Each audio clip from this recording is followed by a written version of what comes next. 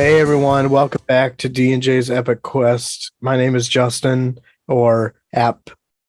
Wait, what was my name? App Tustin? No, shit, that's not what it was. Justorian. There it is. Yes, aka Justorian. I Not can't used. believe you fucked up your own thing. Yeah, well, at least I didn't butcher the very first episode where we didn't even name us correctly. Yeah. Throw me the shade, You're man. never gonna live it down.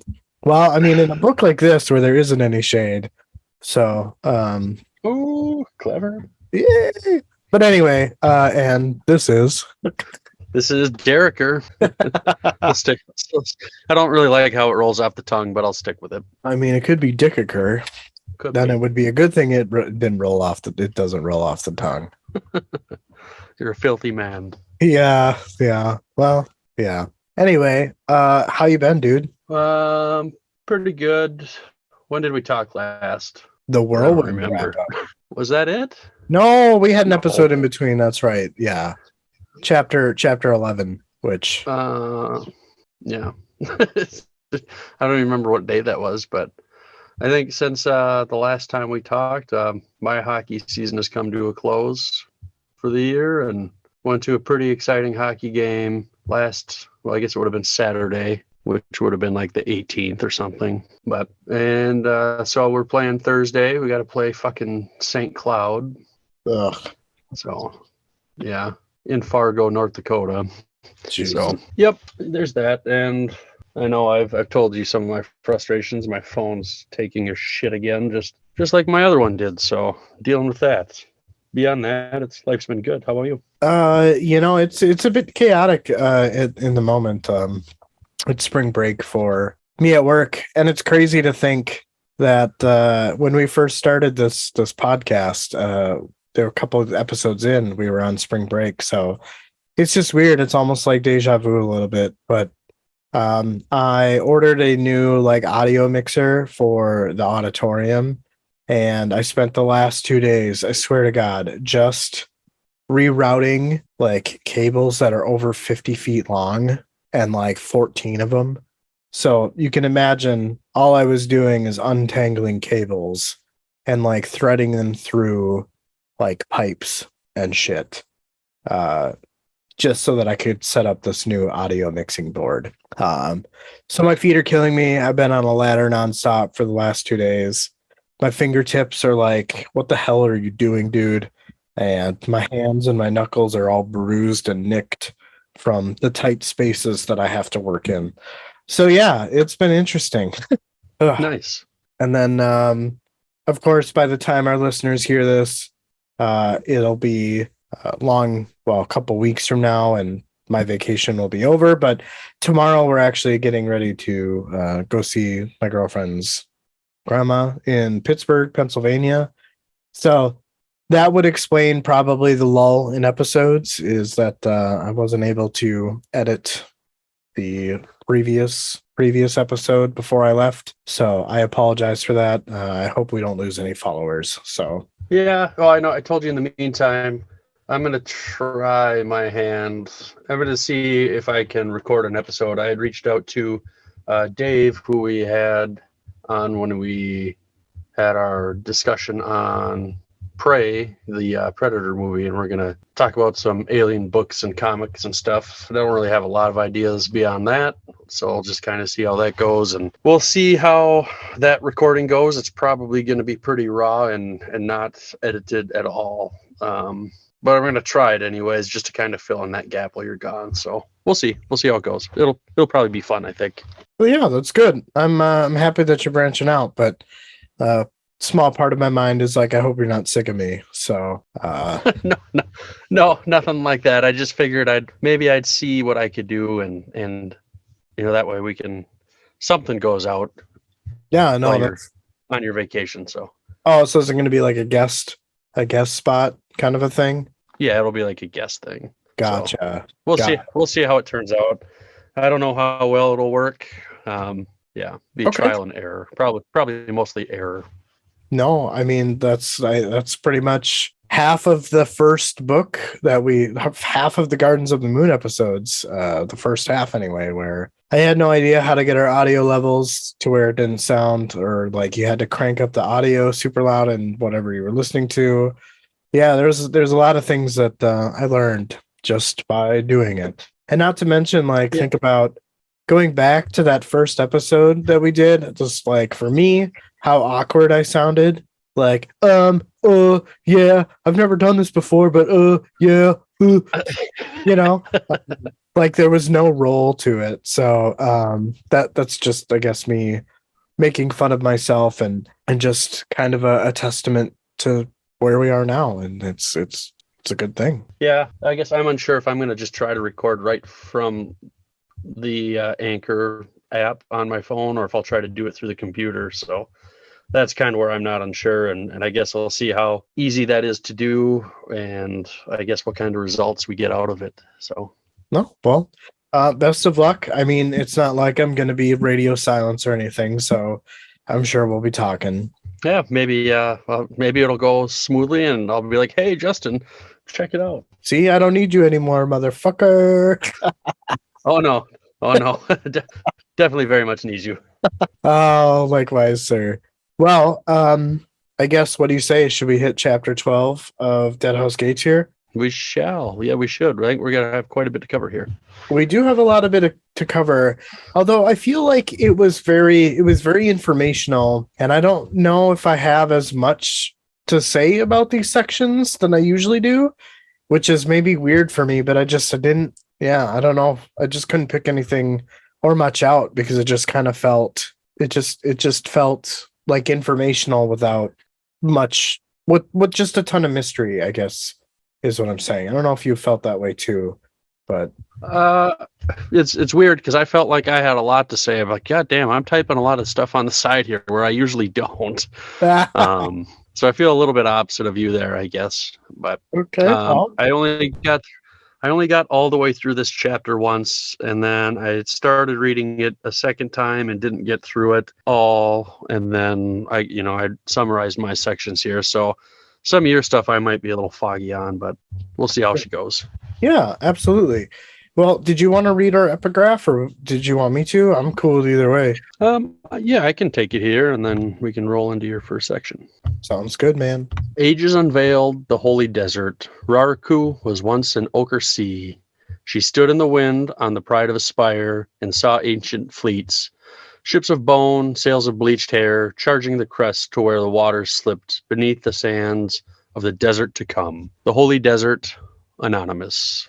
Does that give you the feeling that someone was just watching Talani mass ships just sail Raraku? Like somebody watching the distance? It makes me think of a little bit later in the chapter, and I think I made a point of typing something about it. So we'll see maybe what you think of how that ties in. Oh, okay. Awesome. Well, cool. Here is the first opening section of chapter 12 here. A line of goats stood on a tell known as Saman. This tell was about maybe a quarter of the distance between the river, the battle at the Sakala River, and Ubard. So between those two. So since our last encounter, our last battle, really, they have crossed about 1/4 the distance to their destination. The fact that the goats numbered in 7 was not an omen that Duiker could ignore. The goats watched as the train of people wound its way through the valley.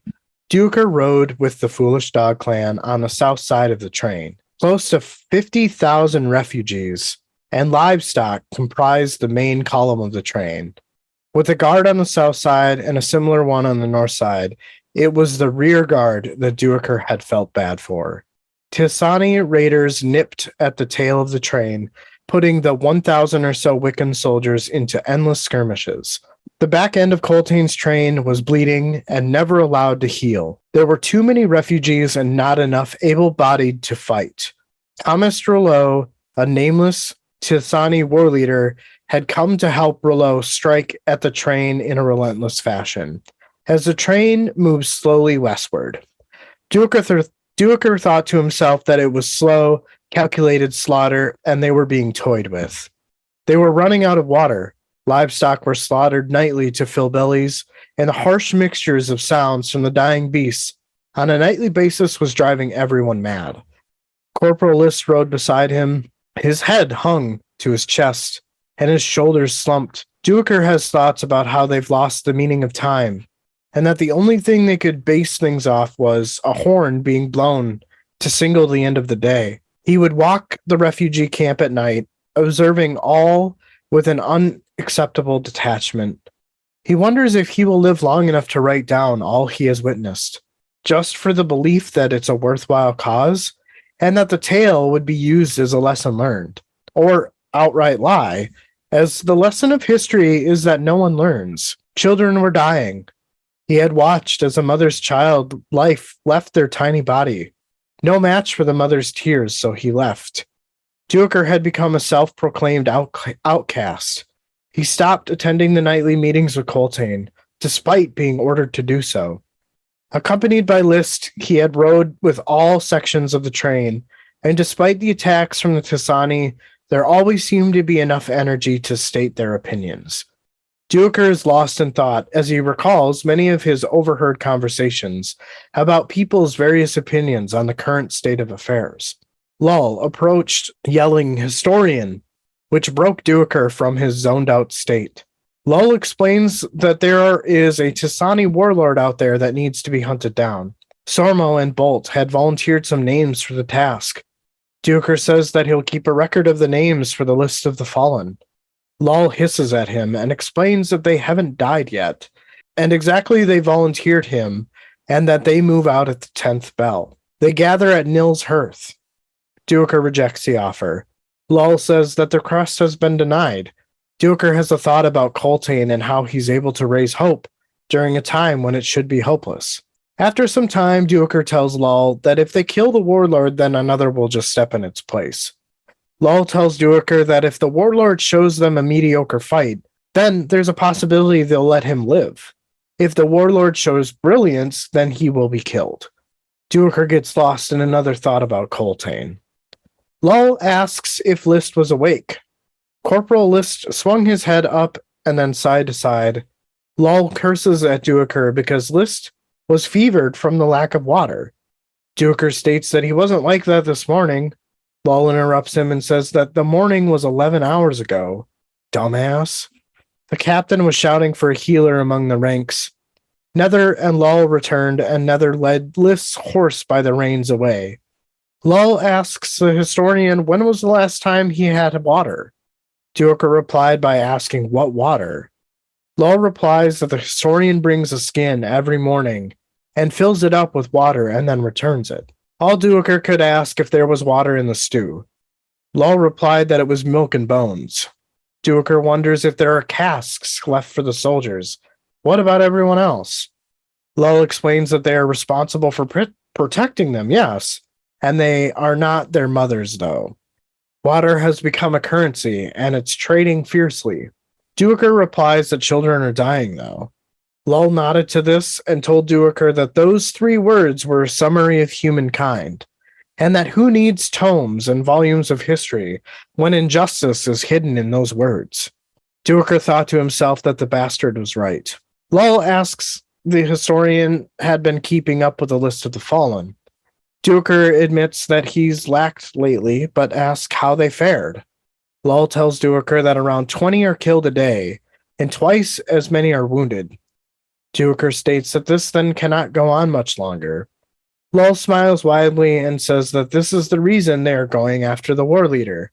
When they do reach the river Paantha, there will be another full-scale battle, and the war leader is not invited.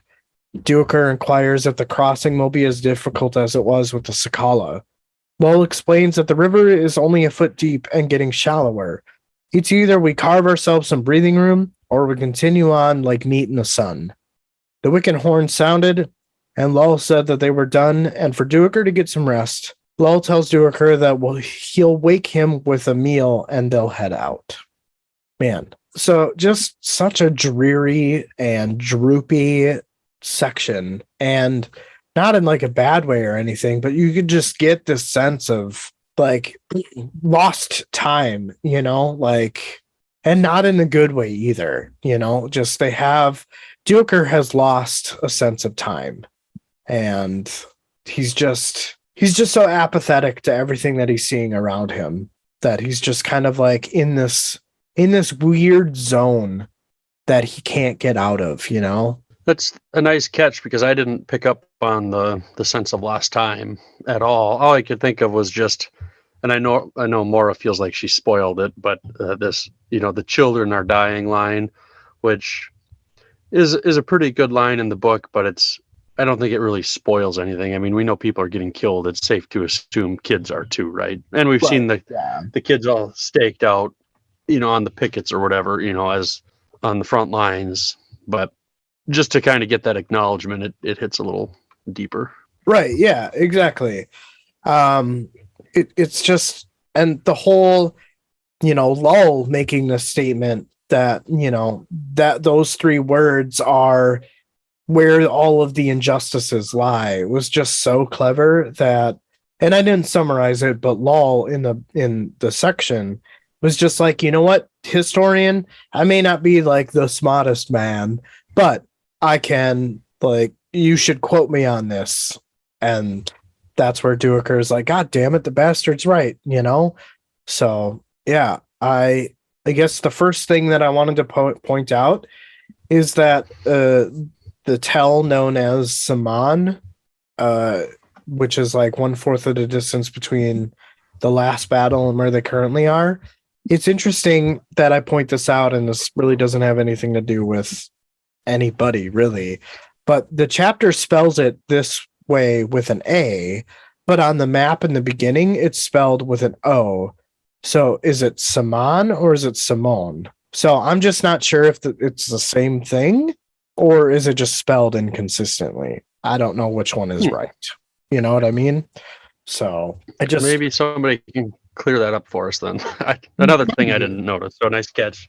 Yeah, so the 1/4 thing could totally be wrong, but that was the only thing that I thought they were the same thing, but I mean, I could be wrong.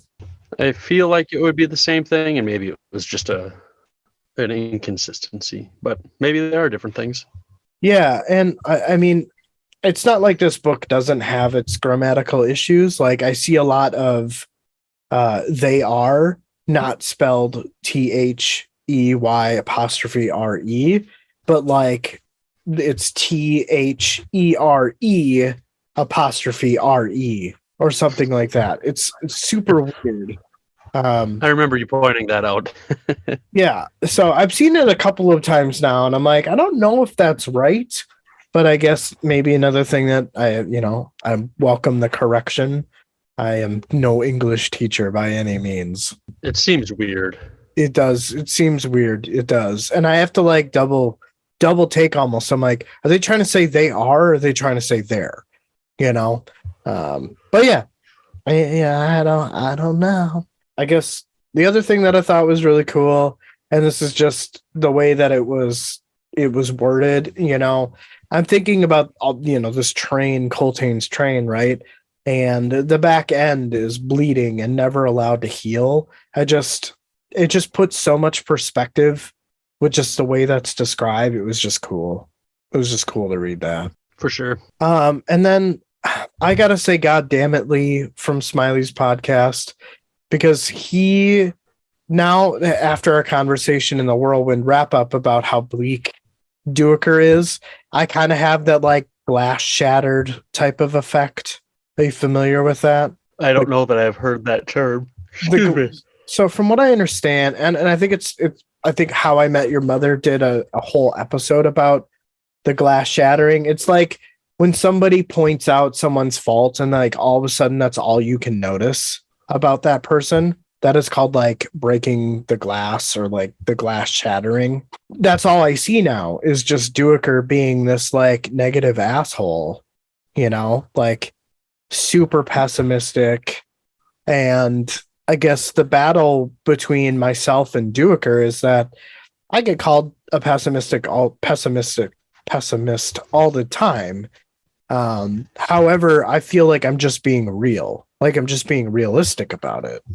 You know, the situation that they're in is not positive. And I find it interesting that, I mean, what really is the difference between pessimism and realistic in a situation like this? I feel like they're synonymous with each other. You know? There doesn't seem to be much difference there. So I just, I don't know. I guess it's just one of those things where like kind of puts a sour taste in my mouth to be called a pessimist, but I get it. Like that's how it sounds, but I'm just being real, I'm not like, I don't have overblown expectations that like, oh my God, like I'm not like over exaggerative about it, but just like, this is definitely not a good situation to be in. And I can relate to Duiker, but like, I get what Lee is saying now a lot more. A little clarity. Yes. For your pessimistic self. Yep. Exactly. And then I guess the other thing that I thought was really cool in the section, like I said, I didn't have a lot of stuff. I feel like it's a lot of this chapter is very like to the point, it's either you can understand everything from point A to point B, or it's information that you're like, okay, I get what this is, but what does it mean? The last thing that I had was in Duiker, in his many zone out phases throughout this section, he recalls a lot of the opinions that he had heard while he was riding with different sections of the train. And it's literally like a page and a half of him recalling different conversations. I just thought it was interesting because like when I first read it the first time going through, I'm like, what is he talking about? Who is he talking about whatever with? What is he recalling here? And then it wasn't until my second read through where I'm like, oh, got it. So it was one line, it was one sentence before this like page and a half of recalled opinions where it transitions to that piece. So I must not have like paid attention the first time through, but I just thought that was cool. Nice. Yeah. Like there was stuff in there about Lacine. There was stuff in there about like rumor about Coltane being like not human. A lot of children again being eaten and killed for animals and stuff like that. So all the fun stuff. All the cool stuff. But yeah, dude, outside of that, I didn't have much on that section. I thought it was good. Very bleak, very dour, just Duiker's lost in thought, which seems to be a reoccurring theme in this chapter. I don't know if you picked up on that. It's the only thing I would add, and it's one of those things where sometimes I just hear you read your summary and then it forms a thought. But we hear about this list of the fallen, and it just kind of made me think that, well, they must have a lot more casualties than they expect if it goes from a list of the fallen to the book of the fallen. So I think there's going to be a lot more death coming. Oh, absolutely. And Duiker's going to get tired of writing.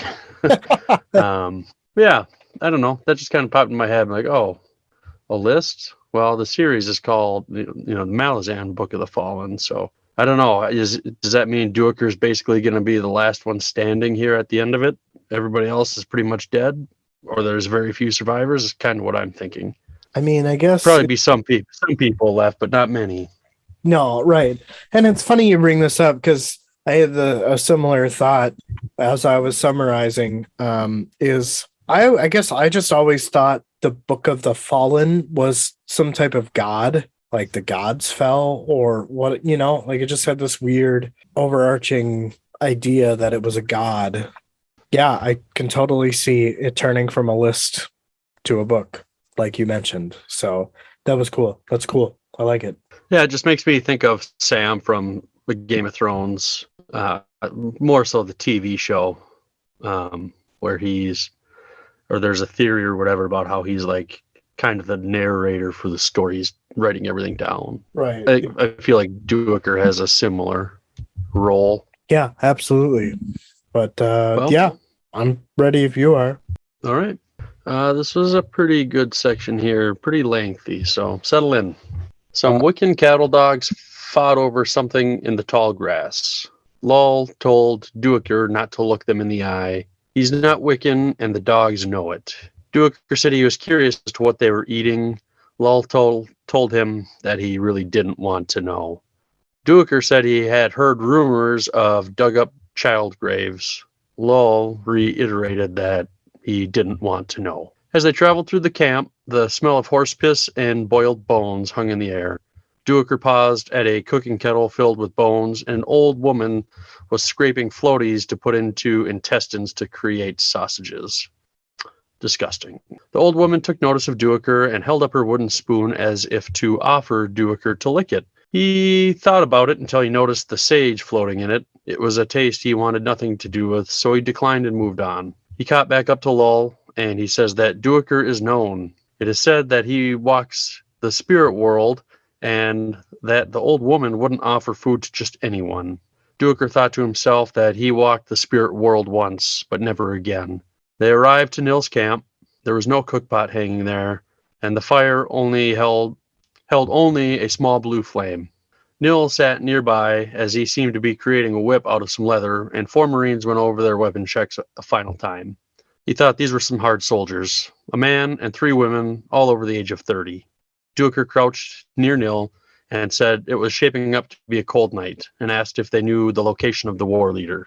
Nil said not 100%, but he knew the general area. He may have some wards hiding and protecting him, but once they were closer, they would not be effective.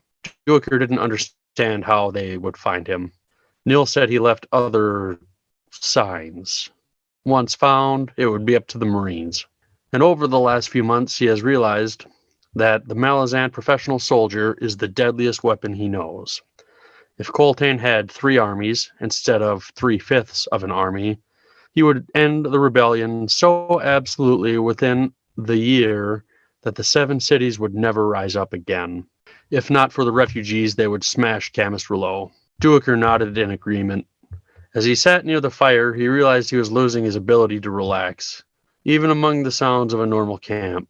He tossed a twig towards the fire, but Nil caught it and said, "Not this one." Another warlock arrived.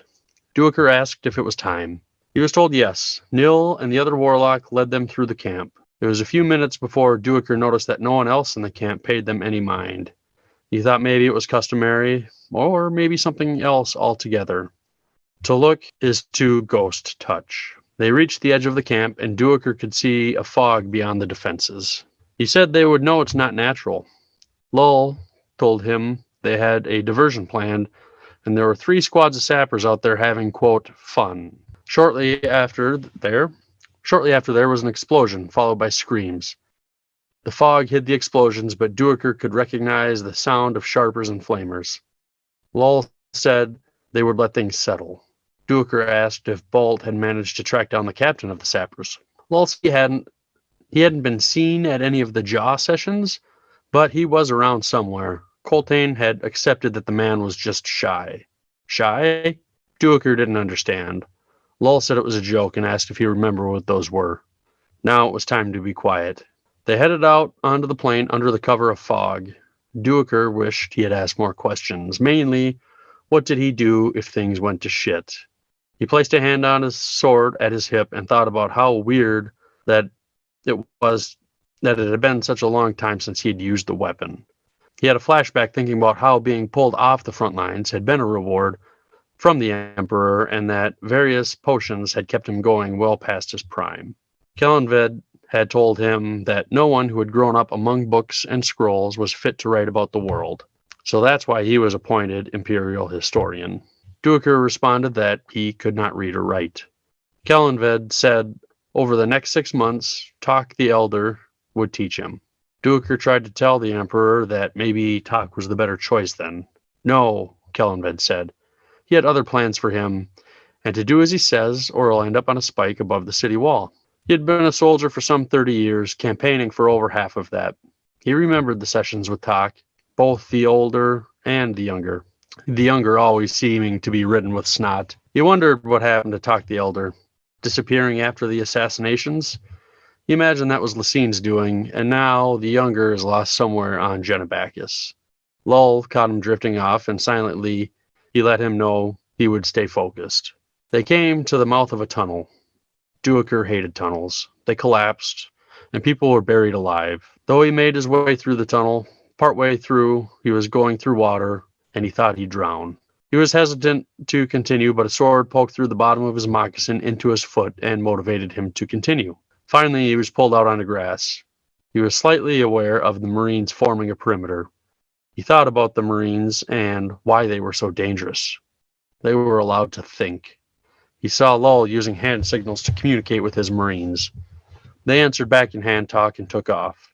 Nil and the other warlocks started crawling in the grass towards a fire. He could hear Tethansi nearby, thinking that they were talking about how to stab him in the back. Duiker crawled to where the warlocks were. He could see 6 Tethansi warriors in furs. He could see their breath and a layer of frost forming. The warriors were trying to stay warm. After a few moments, they stood and rose, facing the same direction. 2 figures appeared. The front one looked like a bear and had an axe on each hip. The other was a Semk. He was surprised to see the Semk, knowing that they must have put aside all their hate for others, not Semk, for the whirlwind, and to destroy Coltane. He was a hairy beast and only wore a loincloth and a few belts cinched over his belly. As it stepped closer to the fire, he could see its mouth was sewn shut, and he thought that the Semk take their vows of silence seriously. The Marines fired their crossbows. 2 quarrels stuck out of the war leader's chest, while 2 warriors fell to the ground. A 5th quarrel took the Semk in the shoulder. The earth below erupted, shooting coals and embers into the air. A many-limbed creature climbed out of the fire with a terrifying scream. It tore apart the remaining Tethansi. The war leader dropped to his knees, looking at the quarrel sticking out of his chest. He fell over and died. Duiker knew it was the wrong target. The Semk had ripped the bolt out of its shoulder, and the air around it swirled and leapt to meet the earth spirit. Next to Duiker, Nil was motionless and unconscious. The other warlock was busy, literally having his face ripped off in strips. There was only bone and cartilage left as his eyes popped. Duiker had to look the other way. The Tethansi were closing in on all sides. Duiker was dragging Nil. He saw a Marine and Lull blasting the Semk in the back, almost right on top of it. The Marine took a lance to the back, but it deflected off his armor. They ditched their crossbows and took out their swords to meet the Tethansi. The earth spirit was missing 3 limbs and shrieking. The Semk didn't seem to care that it had been shot. It was focused on the spirit. Cold poured out of the Semk, and Duiker thought that a piece of the Semk god had survived. Suddenly he heard explosions to his south. The sappers were blasting a hole for them. Duiker had resigned himself to thinking this was a suicide mission. He dragged Nil in the direction of the explosions, hoping he wouldn't be mistaken for the enemy. One of the Marines appeared and took Nil from him, telling Duiker to draw his sword and cover her. He thought she was crazy. He couldn't use a sword without a shield. Yet he drew it anyways. As he followed, he tripped and fell. The Marine yelled to get back to his feet. Someone was on their tail. He tripped over a body and noticed a claw's throwing star in its neck. He was surprised by this. He wasn't aware of backup. He got to his feet and back after the Marine. 3 Tethansi appeared. His instincts took over and kept him alive, but he did take a sword chop to the ass. He killed the bastard for it, driving his sword up under the rib cage. He ripped the sword free and jumped to the right. One of the others swung and missed, and his sword stuck in the ground. Duiker stomped it and then chopped through his neck. He went to attack the 3rd man, but he had a knife sticking out of his back. He knew it was a claw's throwing knife, though he didn't see anyone around. The Marine said she was impressed with his swordplay. Kind of sounds like a dick joke. But she wasn't sure how he finished the last one off. He asked if she saw anyone else. She didn't know what he was talking about. He asked what was wrong with Nil. The Marine didn't know, but said they could use him in the ranks. Duiker said what he lacked in speed he made up for in experience. And experience told him not to get tangled in messes like this. War, after all, isn't an old man's game. The Marine said it wasn't an old woman's game either. Duiker said they got the wrong one. The Marine says they figured that much, and the Semk was possessed, wasn't it? Duiker asked if any of the others made it out. She shook her head. They came upon bodies of Tathansi, blown apart by a sharper. They were found by a group of foolish dog lancers. Duiker told them that Nil lived, but they best find Sormo ASAP. They told Duiker that the captain and one other Marine made it out. They also said that they were the cleanup crew, and the Semp took 2 sharpers and got up like nothing happened. Duiker told the female Marine that 2 of her friends didn't make it out. Aye, she said, but one did.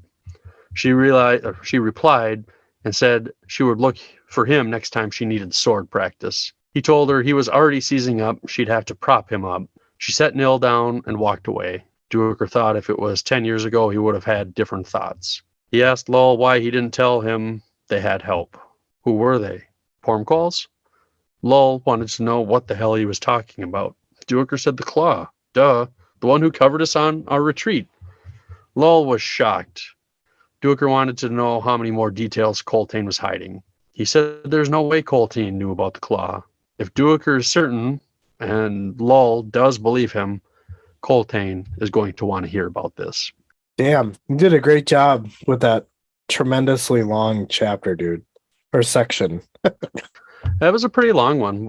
I don't know if it's the longest one I've had, but it's definitely got to be up there. Yeah, I mean, maybe. I feel like on average, a section is probably about a page.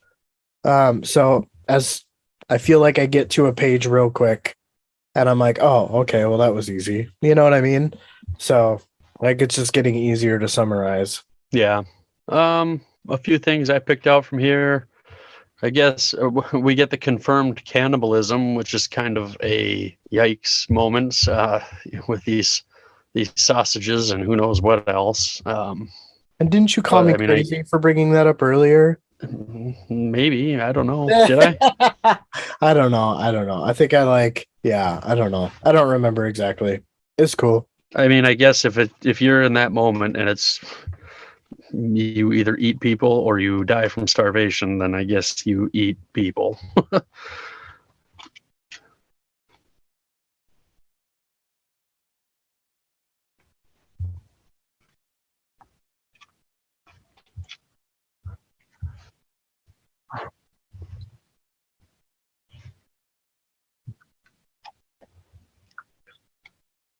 Like it's that bad. You know what I mean? Like it's just, right. It's just genius how Erickson can do this, and it just makes the writing so much more rich. Nobody said you had to like eating people, but it's keeping you alive. Right. Another point, I feel like Duiker must be quite a bit older than we realize. It talks about him walking the spirit world once, but never again. And there was another line in there too that I can't remember what it was, but it was somewhere in that area. But I don't know. I think there's more to him than what we've seen. I guess it talks about him being a soldier for 30 some years, and he's been campaigning for half of that. So I mean, potentially just short of 20 years out killing people. And how long has he been the historian? So he's got to be up there. Oh, they talked about like these potions, that must somehow keep them feeling younger or something. I don't know. Delayed aging. I'm not sure what's there, but I feel like he's sneaky old. I don't know what you think about that. Well, I think that kind of comes up a little bit in a later section too.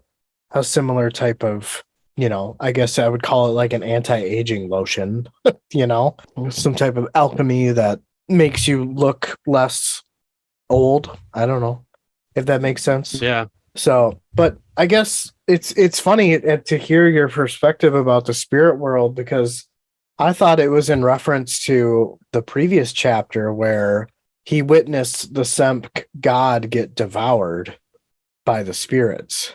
Like, I thought that's what he was referring to. But it's totally possible that in his timeline as historian, like he's seen and witnessed and heard some really messed up stuff, right? Like where they currently are, he all witnessed, how everything got to where it was. Maybe not everything, but you know what I mean? Like, as the Imperial historian, he had to document all that. Right. I guess I didn't even think about that previous chapter.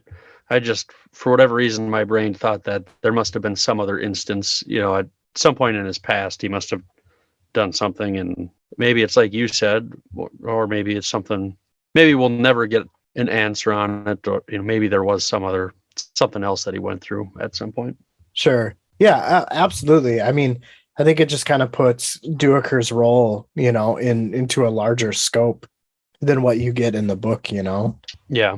My next thing here, this stick he was going to throw into the fire. Seems like an odd thing to be like, no, don't burn this stick, but I couldn't make any connections there, so I don't know if there's anything that you picked up on. Yeah, and this was also from a previous chapter. You remember how Kalam smashed that rock that Quick Ben had given him, and it like opened up the Imperial Warren. Him and Kalam and Manala were talking about how useless objects can be infused with sorcery.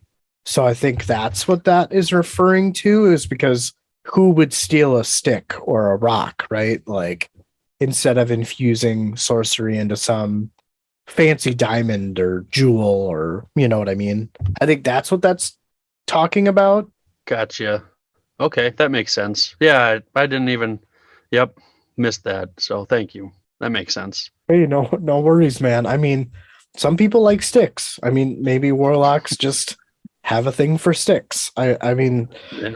but I think that it's more just he was probably going to use it, or it was probably tied to some sorcery. Maybe that's how he calls up this earth spirit. Okay, could be.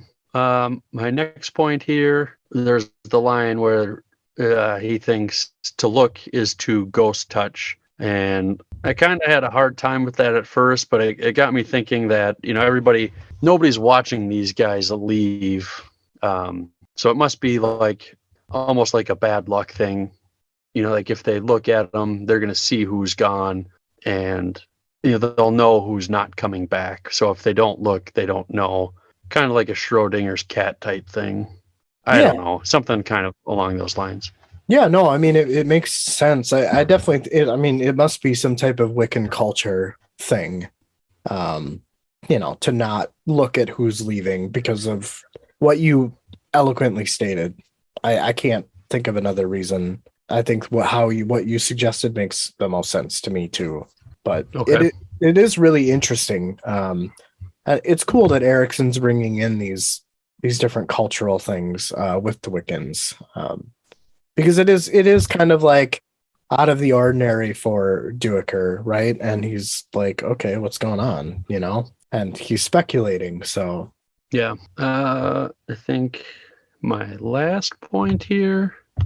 So the Emperor rewarded Duiker by pulling him off the front lines to become this historian, right? And so it says that he was given various potions that had kept him going well past his prime. And so I forgot about that part, but my earlier statement about wondering how old he was. But do we have an idea? I don't remember if we knew like how long ago it was that the Emperor fell. Just to maybe kind of get an idea on how old Duiker is, because it just made me think, is he like Aragorn in Lord of the Rings, where he's like 90 years old, but he looks like he's 35, that type of deal? I mean, maybe. I guess this is a detail that you have picked out more than I have. I guess I never really gave the potions more of an in-depth thought, but yeah, I would imagine. I guess that's kind of where my headcanon is that Duiker's definitely seen some stuff, but probably doesn't look it. Right. Maybe it's just something. Yeah, I don't know. I mean, we haven't heard, like, oh, we got Duiker and he's 42 years old. It's just kind of left ambiguous, I guess, to what it is. Yeah. But it's just kind of one of those things. Like I want to know. Well, I mean, I feel like it was at the end of it was what, 12 years of burnt like Empress Lacine's rule of burn sleep or whatever. I think that's kind of where we currently are. So I would imagine that Kellenved and Dancer ascended at least I would just guess 15 years ago, right? So yeah, I guess I'm having a hard time doing the math right now. Sure. Yeah, like maybe it's not even really that important, but I mean, it's definitely important, but I mean, it's just, I guess my headcanon has always been, he's definitely got the mind of, someone in their later years, but definitely has a look of someone not so old. right. It was cool to get mention of the Talks, elder and the younger. I'm sure we'll see. They got to pop up at some point. Maybe again, not in this book, but down the road, I think. Do you think it was funny now that you're bringing up Talk? And I remembered that I had a thought about this and just forgot to mark it down. But when Duaker is recalling the Talks, right? He says that Talk the Younger was lost on Genebacchus.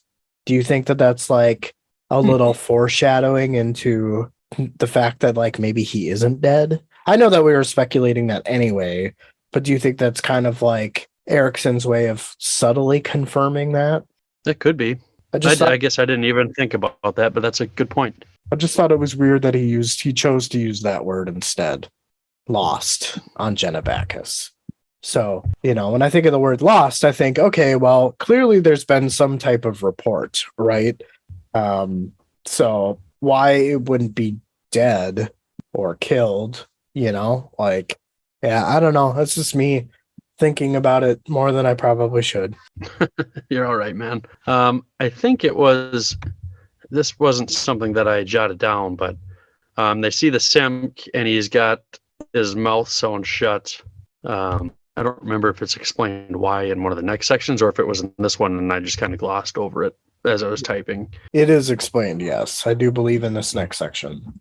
Okay. Well, then I will hold off then. Yeah. I mean, overall, it was a very action-packed section and a lot of cool stuff takes place. I remember reading it. I'm like, claws? Like, what the fuck are they doing here?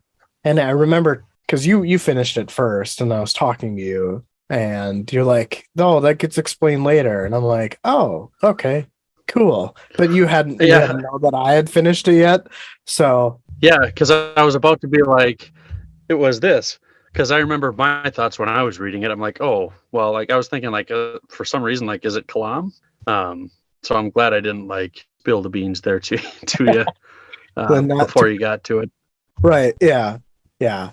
Yeah. It was a good section. The Sempt God, and we could talk more about it in this next section when, that kind of gets explained a little bit more. The Tisani war leader, the little raid that they set up, and, the fact that Duaker was forced to go along. It was good. It was awesome. They uncovered a tunnel full of water, which isn't really a huge spoiler, but that is also something that comes up in the next section as well. So yeah, I think that these sections are definitely meant to be kind of like they coincide with each other. For sure. I guess the only other thing I had was that these sharpers must be like a grenade, essentially. Kind of a minor thing, but that's what I had in my head when they're talking about sharpers. Is like, oh, it must be like a grenade blowing up. And, just even the word itself makes a lot of sense to associate to a grenade, too. So I totally see where you're coming from. I would agree. Yeah, those were all my bullet points for the section there.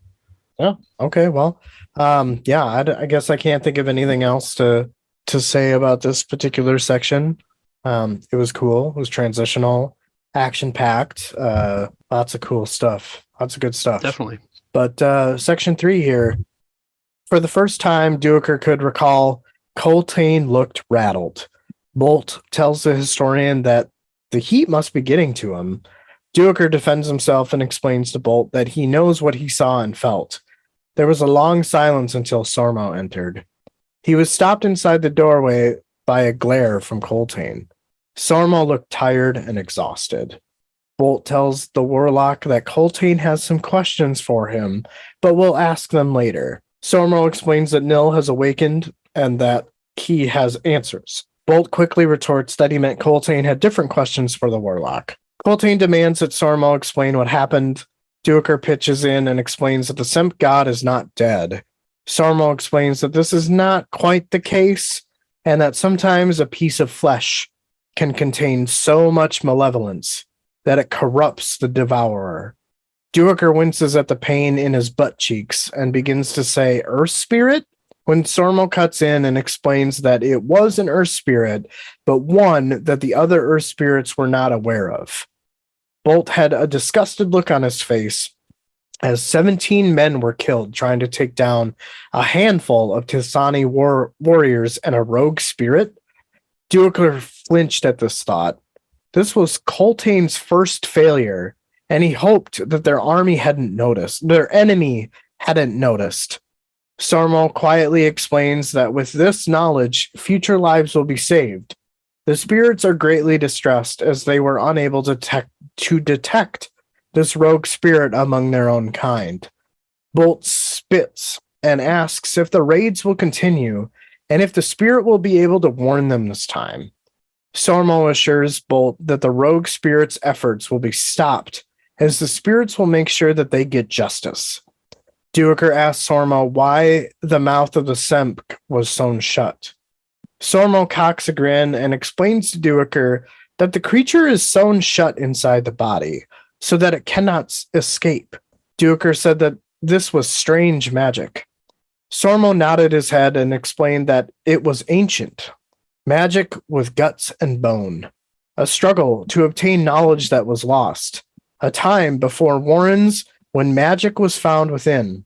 To Duiker from a year ago, the words that Sormo spoke would have intrigued him.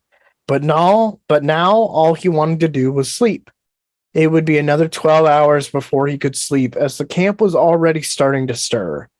Lull jumps in and asks if it was true that the creature was sewn shut inside the Semp body, then why didn't it burst when it was hit with 2 arrows?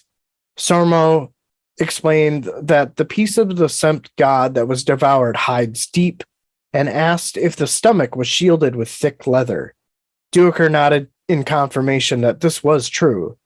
Lull switches topics to what happened to Nil. Sormo explained that Nil was caught unaware as he was trying to use magic from within himself.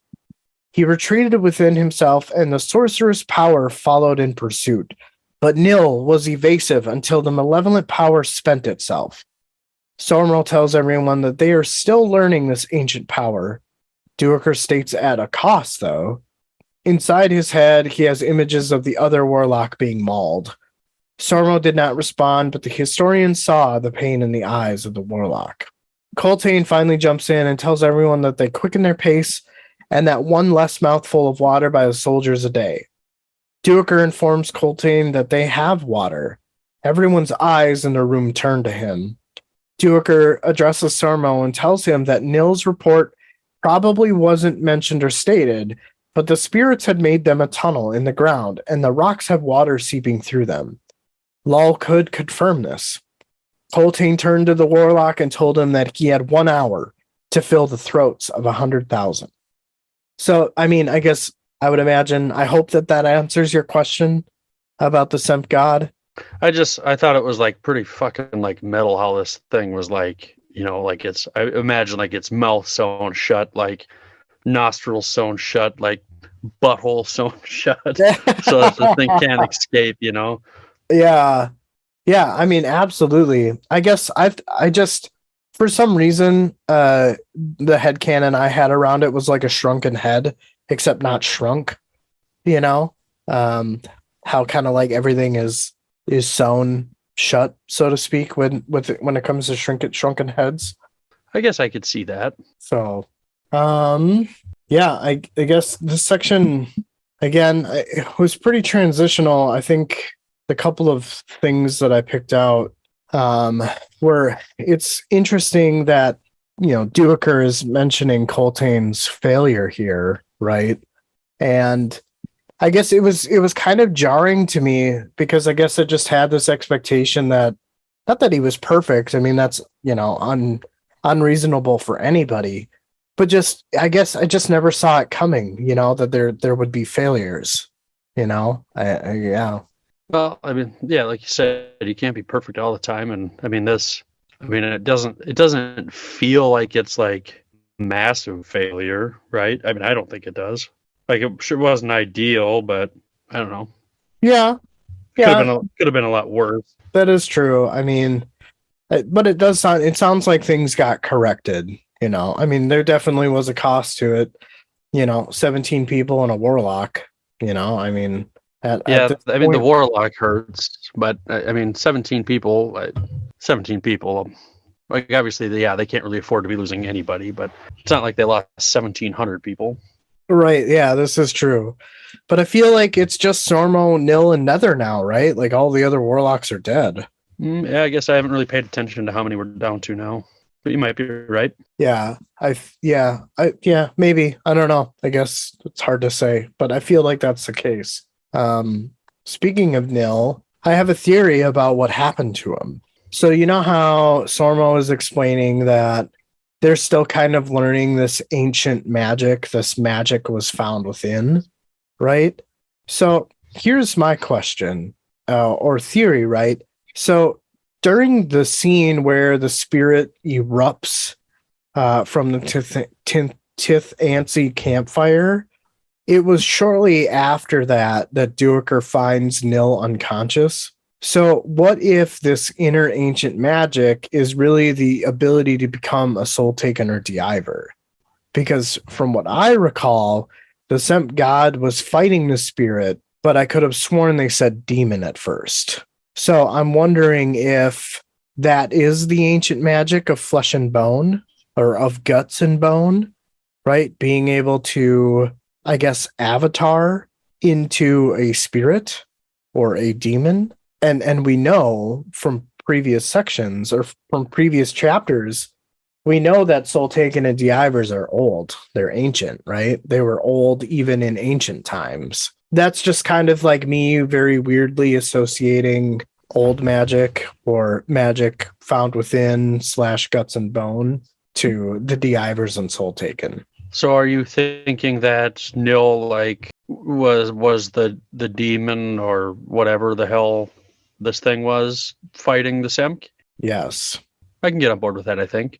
I feel like it's a way to be or participate in a battle, but not necessarily like your life is on the line, And I think that might answer a question that we had very early on when we started this book about like what happens if you get killed or a soul taken and Diver gets killed. Do they all die? And I think that the answer is that they come back to where they were or who they were, Diver not so much, but like soul taken for sure. It's just if whatever was soul taken, soul took, whatever you want to coin that phrase as, if that is killed, then you just go back to your body. But I would imagine that the trauma would be so tough that you would probably be unconscious.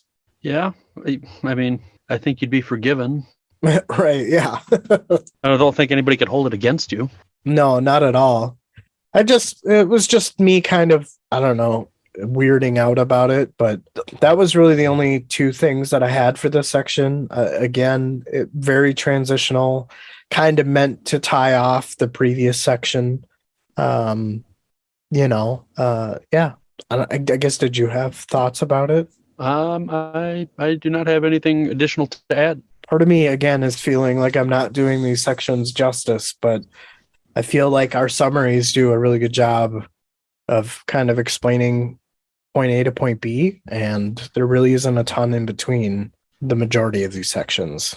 Sometimes it's just a straight line, man. Right. I'm all for it, but I guess if you're good with this section, I'm good. You want to move on to your nice little your diddly one?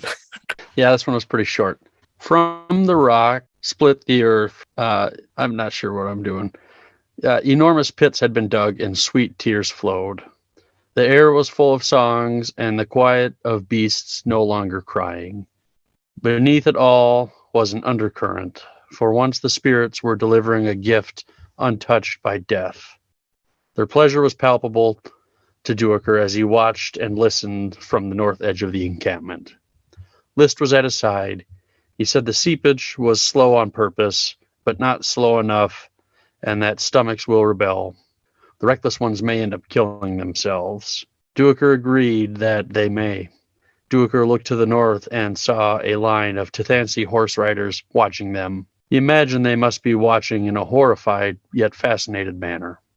He knew Rouleau's army was suffering even though they could seize and hold every waterhole in the Odan.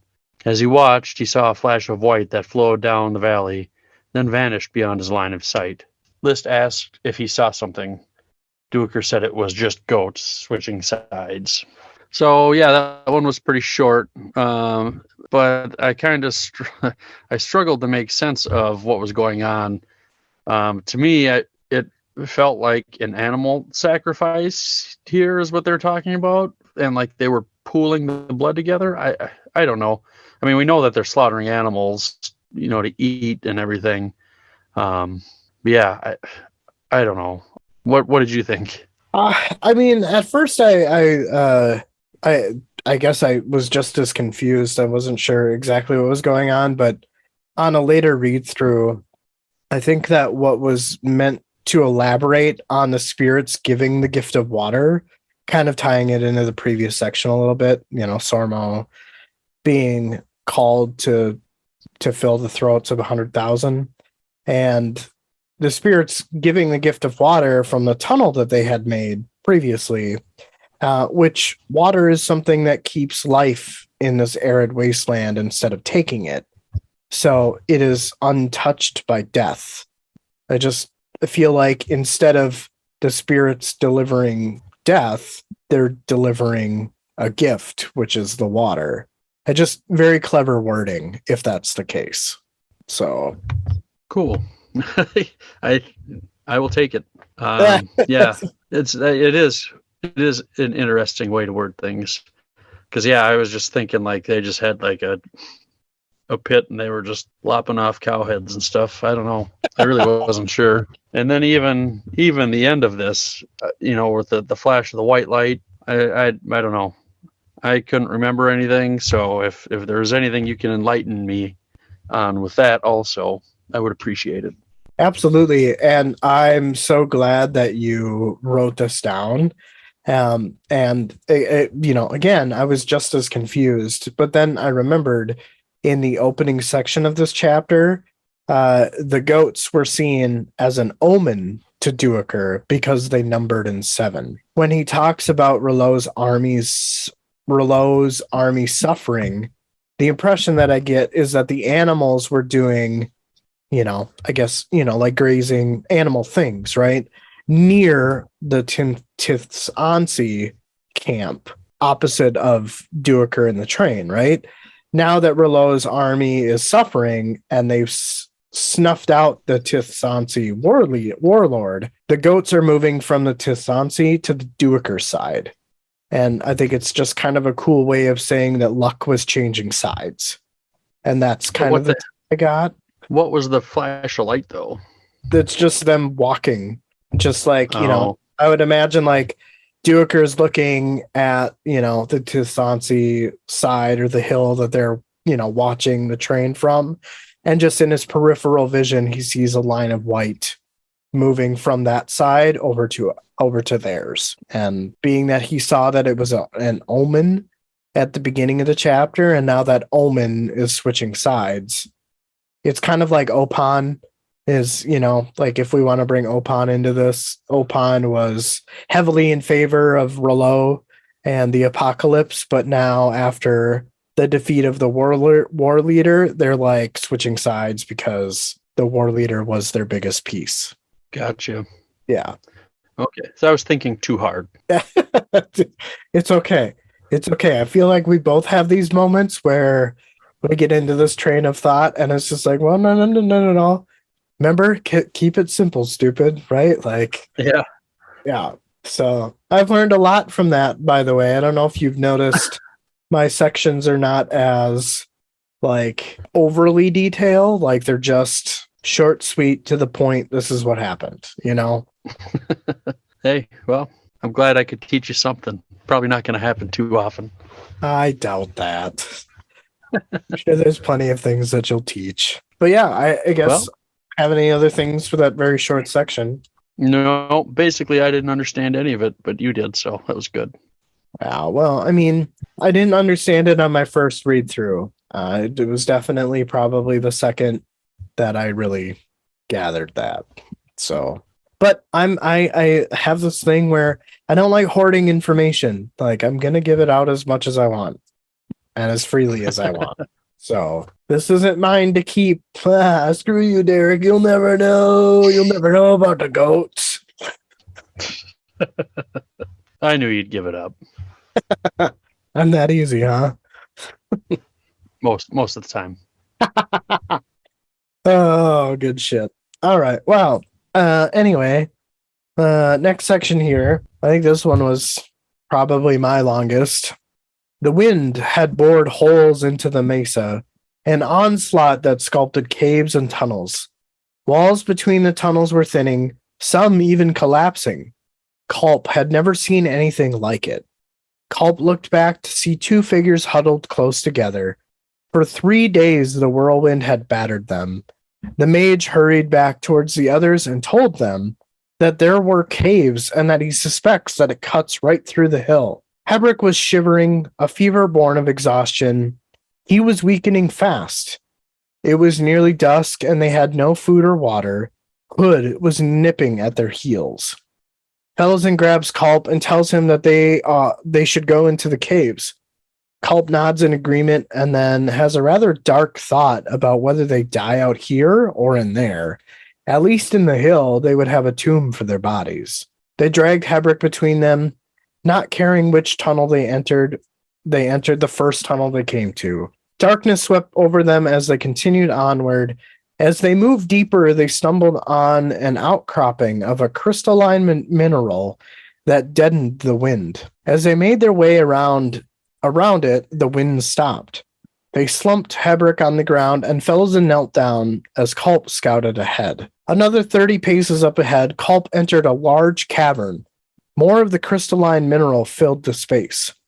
The cavern reflected a faint luminescence from a crushed glass ceiling 15 feet above them. The crystalline mineral rose in vertical pillars.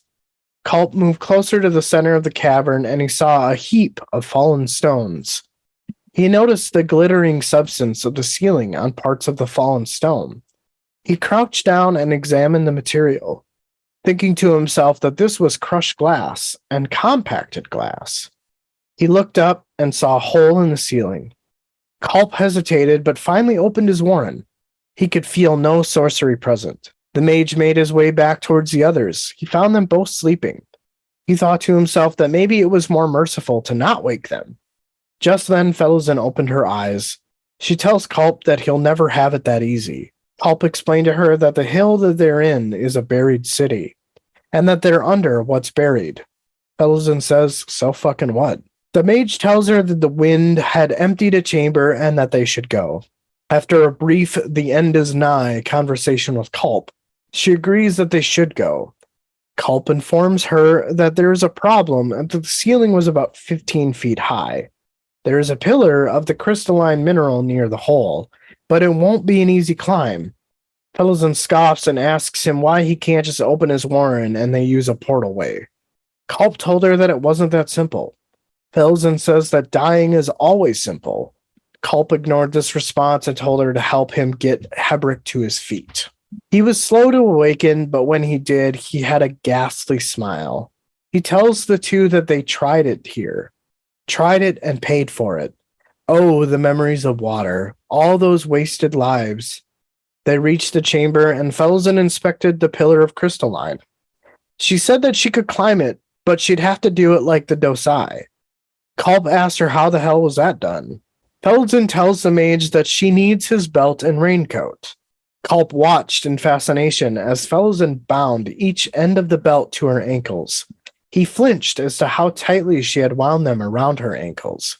Hebrick rambles on about retribution here, a methodical, dispassionate cleansing of the mess. Culp looks down at him and asks him what he was rambling on about. Hebrick says that above is the first empire. They came and put things right. Immortal custodians. The ex-priest says that even with his eyes closed, he can see his hands, and they were searching blindly and empty. Hebrick sat down, suddenly racked with grief. Malazan tells Culp to never mind the ex-priest. She approaches the pillar of crystalline. She tells the mage that Hebrick has lost his god, and it's made him lose his mind. Culp said nothing to this. He watched as Malazan started to climb like the Dosai, using the belt at her feet as a brace against the pillar, and the raincoat as a way to grip the backside of the pillar. Culp thought that she would not make it, as when she got 2 arm spans above her, ankles started to bleed. She was trembling but did not stop. Culp thought to himself that this girl was a hard creature, and that she surpassed them all, over and over again. This thought led him to Bowden, and how he was equally stubborn. He wondered how the Talon fared. Malazan finally came within reach and stopped. She called down to the mage and told him to get on Hebrick's shoulders and then use her to climb up into the hole where he could pull her up. The mage turned toward Hebrick and asked the ex-priest if he could understand him. Hebrick grinned and asked Culp if he remembered the Hand of Stone. The past is an alien world with powers unimagined. To touch is to recall someone else's memories. Someone so different from yourself that you are beckoned into madness. Culp thinks to himself, what the fuck is Hebrick going on about? He tells Hebrick that he needs to stand on his shoulders. Instead, Hebrick turned to face the mage and put his wrists together. He tells Culp that he'll launch the mage straight to her. Culp is baffled as Hebrick has no hands, but Culp humored Hebrick and he stepped into his hands. Hebrick asked if Culp was ready, to which Culp said he was. The mage was not ready for the surge of strength as he went flying into the air. He missed Malazan, but was flying past her, through the ceiling hole. He landed on the edge of the hole where he climbed himself up. Malazan wondered where the mage went and called out to him. Culp said that he was up here and that he'd get her in a second. That one was kind of a mindfuck a little bit. Yeah, it was. What got you? Just like this Hebrick deal with his like invisible hands, but they like are there. I don't know. It was weird to me. It didn't make a lot of sense. Yeah. I mean, and this is kind of like what I was talking about at the beginning of the episode, is where, for the most part, there's, it makes sense to me, like he's got ghost hands. Why he's got ghost hands, I can only speculate, like that's kind of like the mystery side that I was going for. And there seems to be I wouldn't say a fair amount, but instances of this where it's just like, cool, I understand what's happening, but at the end of the day, I don't know why it's happening, or I can only speculate as to why it's happening. I think you do a good job of pulling things from that into what maybe is going on. Yeah. And I'm definitely going to give it, the old college try as to what's going on here. I guess to start off with the things that I had kind of picked up was there's so much wind going on because of the whirlwind that they literally have to be right next to each other's ears and scream at them to be heard. Again, it puts it into so much scale and scope as to what these characters are, experiencing. A lot of wind. Right. Yes. I just keep thinking of yes. I keep thinking of the weatherman from, what is it, Family Guy? Like, what's the weather like? It's gonna rain. It's windy. I think it was Family Guy, or was it American Dad? I don't know. It was one of the two. Gotcha. Yeah, no, absolutely. Yeah, it's like it's gonna rain. Yeah, absolutely. Yeah, it's windy out. I can't hear. But it was just right. It's just the extra little tidbit of detail where it's just like, man, I mean, I know for myself, like I struggle with hearing just in general, and the frustration that these characters are feeling because they can't communicate is probably really frustrating. So I guess it was What was just you fucker. I had to. Yeah, you got me there. Did you pause for half a second? I did. I was just like, damn it. Asshole, did he really not hear me? Now I gotta explain this all over again. Okay, back to the book. Nice transition. Yeah. The other thing that I thought was cool, or that I didn't catch at first, and it's just kind of funny how much you catch when you're summarizing a section. I never caught that the fallen stone was from the ceiling. As stupid as that sounds, I'm sure other people caught it, but and it's just so Culp observes that they're underneath a buried city because a piece of what is the floor of the city fell through into these caverns. So again, it just kind of like, aha, like it makes much more visual sense to me. I did not think about that either, so you weren't the only one who didn't catch that. Okay, well then I guess I don't feel as stupid. Well, good. Yeah, no, I didn't catch that. I didn't think about that. Got it. So I think that the whole belt and raincoat that Fellowsen used during this part, there was some good humor thrown in here, and this is probably like the best humorous moment to me in this book, is that everything's just so bleak and dire, and the environment and kind of everything that we've talked about so far. But when Fellowsen asks for Culp's belt, the mage tells her that it was a strange time to see him in his breeches. And then Fellowsen responds by telling him that they could all do with a laugh. So I think that that's kind of like a small penis joke.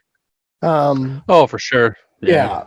So I ended up chuckling quite a bit when I first read that. So yeah. Well, I hope hopefully it didn't hit too close to home for you. No, not at all. Why would you think that? No reason. Oh, okay. Sounds good. Oh God, you're funny. You're funny. Got my moments. Yes, you do. Yes, they're tiny like Culp. That I was kidding. That was a joke. Don't take that personally. Okay. I didn't. Oh, okay, good. Your lack of silence. Yeah. Oh, I chuckled. Maybe you didn't hear. I chuckled, but if I'm gonna dish it out, I gotta be able to take it too. Right. Yes. Absolutely. Okay. Anyway. This is the part, the jade stone. I mean, we all remember the hand because it's so damn jarring, and so I think this is maybe just a little bit more elaboracy on the jade finger. To me, it definitely seems like it's ancient magic, but it sounds like Hebrick was given the ability to recall memories by touching the jade finger. And I don't know what to make of this. It's still pretty much just a mystery, but with like just a hair more light shed on it. Is that kind of based on what happens afterwards, kind of how you feel too about it? Or you're getting a sense of, rather? I don't know. Like I said, I mean, I know I told you I struggled a lot with this chapter, so I don't know. I probably didn't know what the hell to think, honestly. Got it. I mean, that's my best guess based on the fact that when he touches somebody, he's able to recall their memories, whether they're dead or alive, as it happens in these next sections. You know what I mean? Like I said, I'm probably just not remembering as much because when I tried to reread this chapter a second time, I didn't make it this far, so some of the stuff's not as fresh in my mind. So gotcha. Okay. I'm just leaving you on a what the hell was it called? Our little island from the battle. Oh, the Oxbow? Oxbow Island. Sorry. Yep. Leaving you on the Oxbow Island there. Sorry. No worries. Yeah, I mean, I guess I don't. That's just me coming to a conclusion. But I could be right. I could be wrong. It's all good. But it was a cool section. Again, like I feel like I should have picked out more to talk about, but I feel like everything was very straightforward in the way that everything was written in the section, and thus came through in the summary. You know, Felazan is Felazan. They're struggling. Culp uncovers this lost city. Hebrick's rambling a bunch of nonsense, which I'm assuming probably has some deeper meaning that we just aren't privy to yet. So, yeah. Ready to move on then, and maybe we'll get a few more answers here, or maybe we'll just get more confused. Probably both. All right. Hebrick used his invisible hands to climb the rope that Culp had sent down a few minutes prior. Felson watched fearfully and silent. She shook uncontrollably, thinking that Hebrick was a dead man walking, yet his ravings had meaning. They were not empty words. It all seemed impossible, and now his invisible hands were even real. She looked at Culp, who was inspecting what was left of his rain cloak. Then looked to Hebrick, who seemed to be falling back into his daze. Culp was able to whip up some light magic, showing bare walls. Steps along the wall ran to a door. Opposite the door, there were markings on the floor that ran in a row, all about the size of a cask. On the wall, there were hooks on chains. Everything to Felison looked like it was worn down or blunted, but perhaps it was a byproduct of Culp's magic. Culp told her it was a hell of a climb she made. She said it turns out it was a waste of time. She thought now that it may even kill her. She felt emptier. She felt as if she had nothing left within her to rebuild. Felson laughed. Culp asked what she was laughing at. She said they found a cellar for a tomb. Culp told her he wasn't ready to die yet. Her response? Lucky you. Culp said this room was flooded once, with water that flowed. Felison asked from where to where as she watched him labor towards the stairs. She thought he looked old as she felt, and that together they wouldn't even make up one Hebrick. But she thought at least she was beginning to appreciate the irony. At the door, Culp said the wood behind it was rotted. He put his body into it, and the door came unhinged, falling to the floor, leaving Culp in a cloud of dust. Hebrick noted that barriers are never as solid as one thinks. He understands now. To a blind man, his entire body is a ghost, felt but never seen. He moves his invisible limbs, his chest rising and falling, breathing invisible air. Now he stretches his hands, makes fists. He is solid everywhere and always had been. It was his eyes playing tricks on him. Felison said that if she went deaf, then maybe he would disappear. This comment even got a laugh out of Hebrick. Felison made her way to the stairs, and even though there was only 11, she was exhausted after reaching the top. Once at the top, she asked Culp if he was okay. He said he thinks he broke his nose. She told him from how he sounded, he was probably right, and that he would live. Culp asked if she had a chance to see what's ahead of them. He's not had a chance to look yet. She said it was dark and the air smelled. He asked what it smelled of. She wasn't sure. Lime, maybe. Like limestone. Culp was disappointed it wasn't fruit. Hebrick arrived. Felison looked on as a faint glow appeared, highlighting shapes that formed a scene. Felison looked on. Culp said his breathing had quickened. Her breathing had quickened and wanted to know what she saw. Hebrick spoke up and said it was remnants of a ritual gone wrong. Frozen memories of an ancient pathos. Felison said she saw sculptures all over the floor. It was a big room. She couldn't see all of it because there wasn't enough light. Culp interrupted. What kind of sculptures? She said, people, carved as if they were laying on the ground.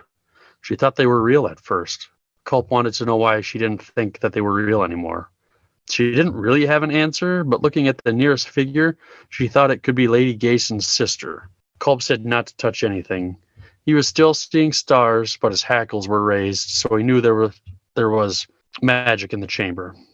Felson brought her hand back and said they were just statues. Culp asked if they were on pedestals. She said no, they were just on the floor. The light suddenly filled the room.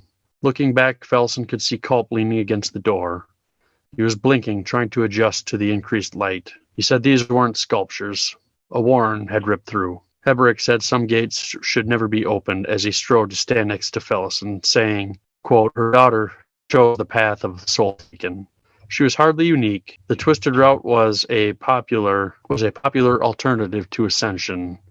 More earthly, they claimed, and older, that which was old was in high favor in the last days of the First Empire. He continued, it was understandable that the elders of the day sought to ease their children's chosen path, sought to create a new version of the old.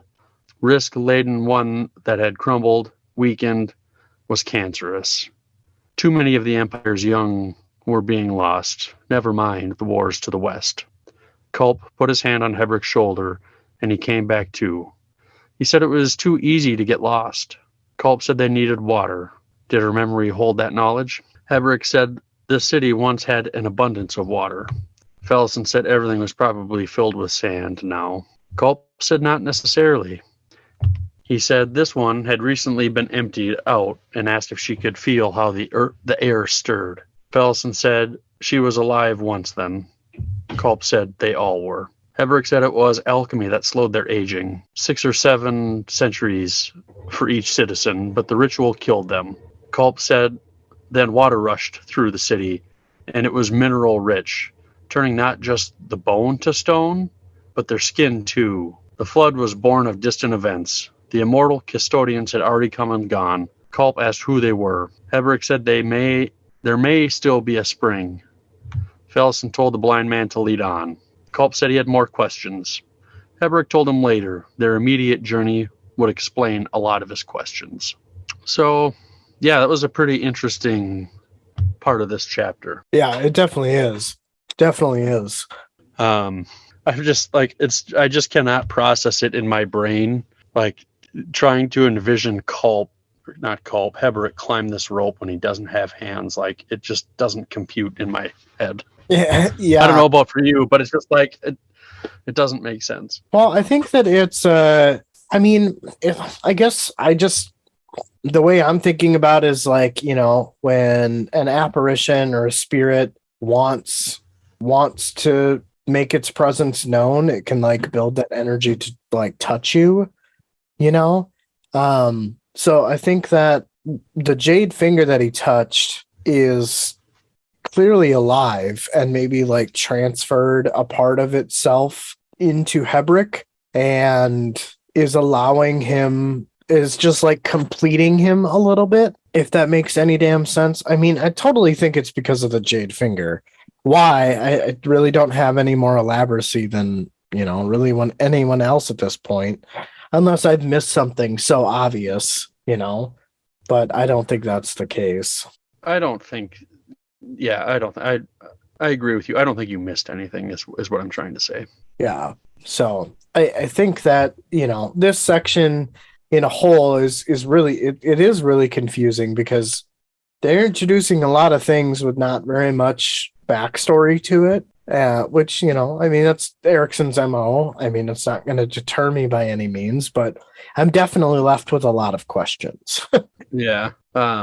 We get this statement about Felison feeling emptier and how she felt as if she's got nothing within her left to rebuild. So I kind of wonder if we're going to see a change in her demeanor and attitude and how she treats people. So maybe what she felt that, you know, she doesn't feel like she's got anything left to rebuild. Maybe that was just all this negative energy she was holding on to. And I'm kind of wondering, and maybe even feeling like this climb that she did was kind of the equivalent to the rage room that I felt like she needed when we were talking to Moira and Lee. So it'll be interesting to see what happens there. It's a very good point. I guess I never really thought of it like that. I guess it just, to me, Felison is depressed. She's suicidal. Well, maybe not suicidal, but like she wants to die, you know? Just kind of indifferent to it.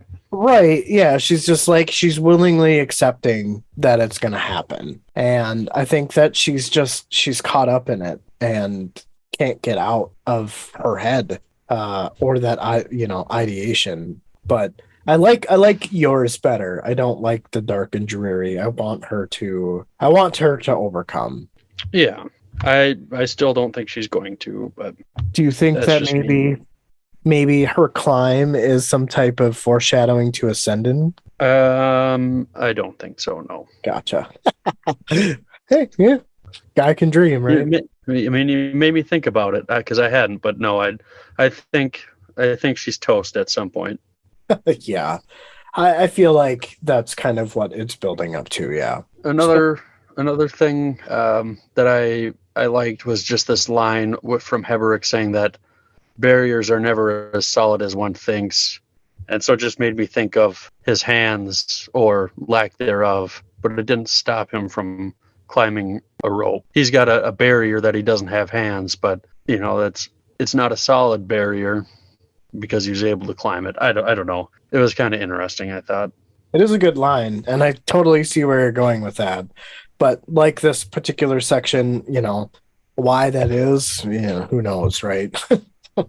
Yeah, I don't know. What did you think of this ritual gone wrong? Because it says a ritual of pathos, and pathos is like pity, right? I guess I'm not sure on the definition of that word. I felt the only thing I could think of while I was reading that was just like a cult. I don't remember the guy, but there's that cult where like he gave them Kool-Aid and they all killed themselves or whatever. Yeah, Like yeah.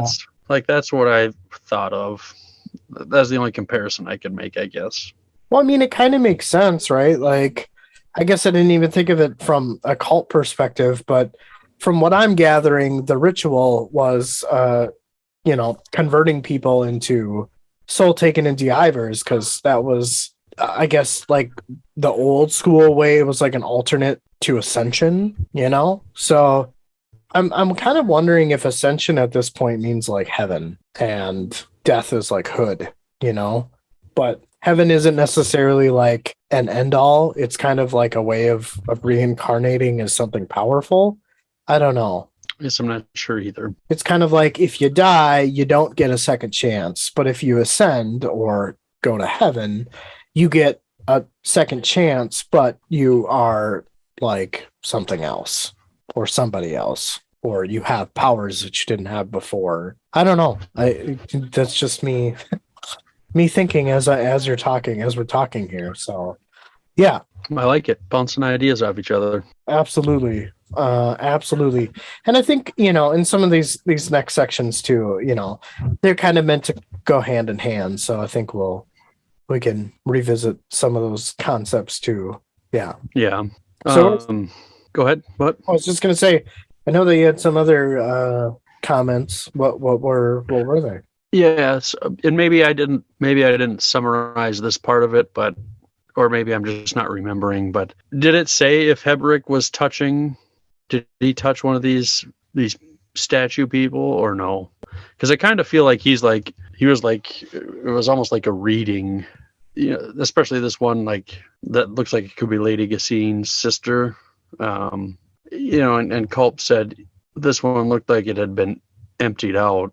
So I felt like that was referring to the body. I guess I don't know, but just I think it's kind of like how you were talking about where he touched the jade finger. He must have touched this statue person to like get this information, right? I just don't remember it saying that he touched it.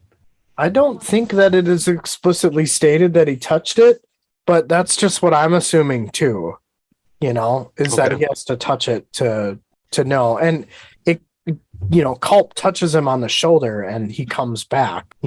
So I would imagine that the way that I envisioned it in my head is that, yeah, Culp is, hey, tapping Hebrick on the shoulder saying, hey, yo, come back.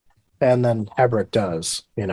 So I think that Hebrick is definitely touching this mineralized woman. I don't know if you got this sense, but did you get the sense that they died before they were mineralized?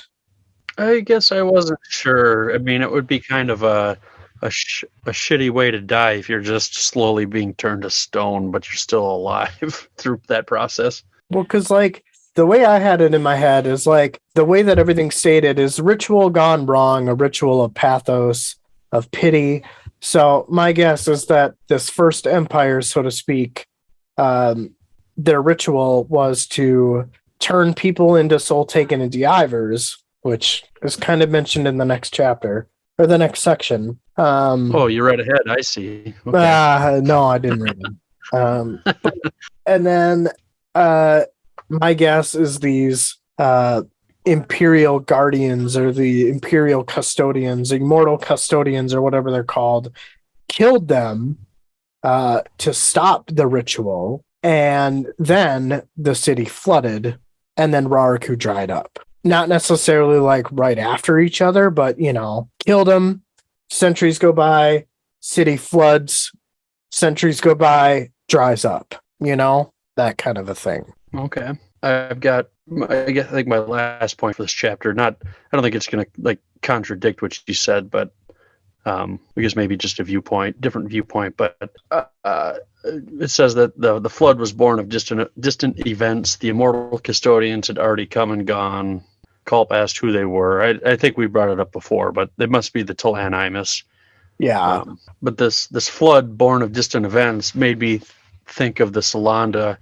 So I don't know if it's not even like a theory, I guess, but it just kind of made me think like when Culp tore a hole in his warren and all the water was rushing in. What if it was something similar that happened and that's why all the water rushed through the city or something? I don't know. Well, yeah. Now that I'm thinking about it, well, I mean, remember on the Solanda, when the Talani Mass showed up, they were looking for rogue Talani Mass, right? So what if the cut in the warren was deliberate by these rogue Talan, and their goal was to flood 7 cities, and that is why the 7 cities once held water, and then just because of its 7 cities was never meant to hold water, but the Talani Mass flooded it for whatever purpose, right? Yeah, and then it just naturally dried up because that's what happens. I don't know. No, you're right.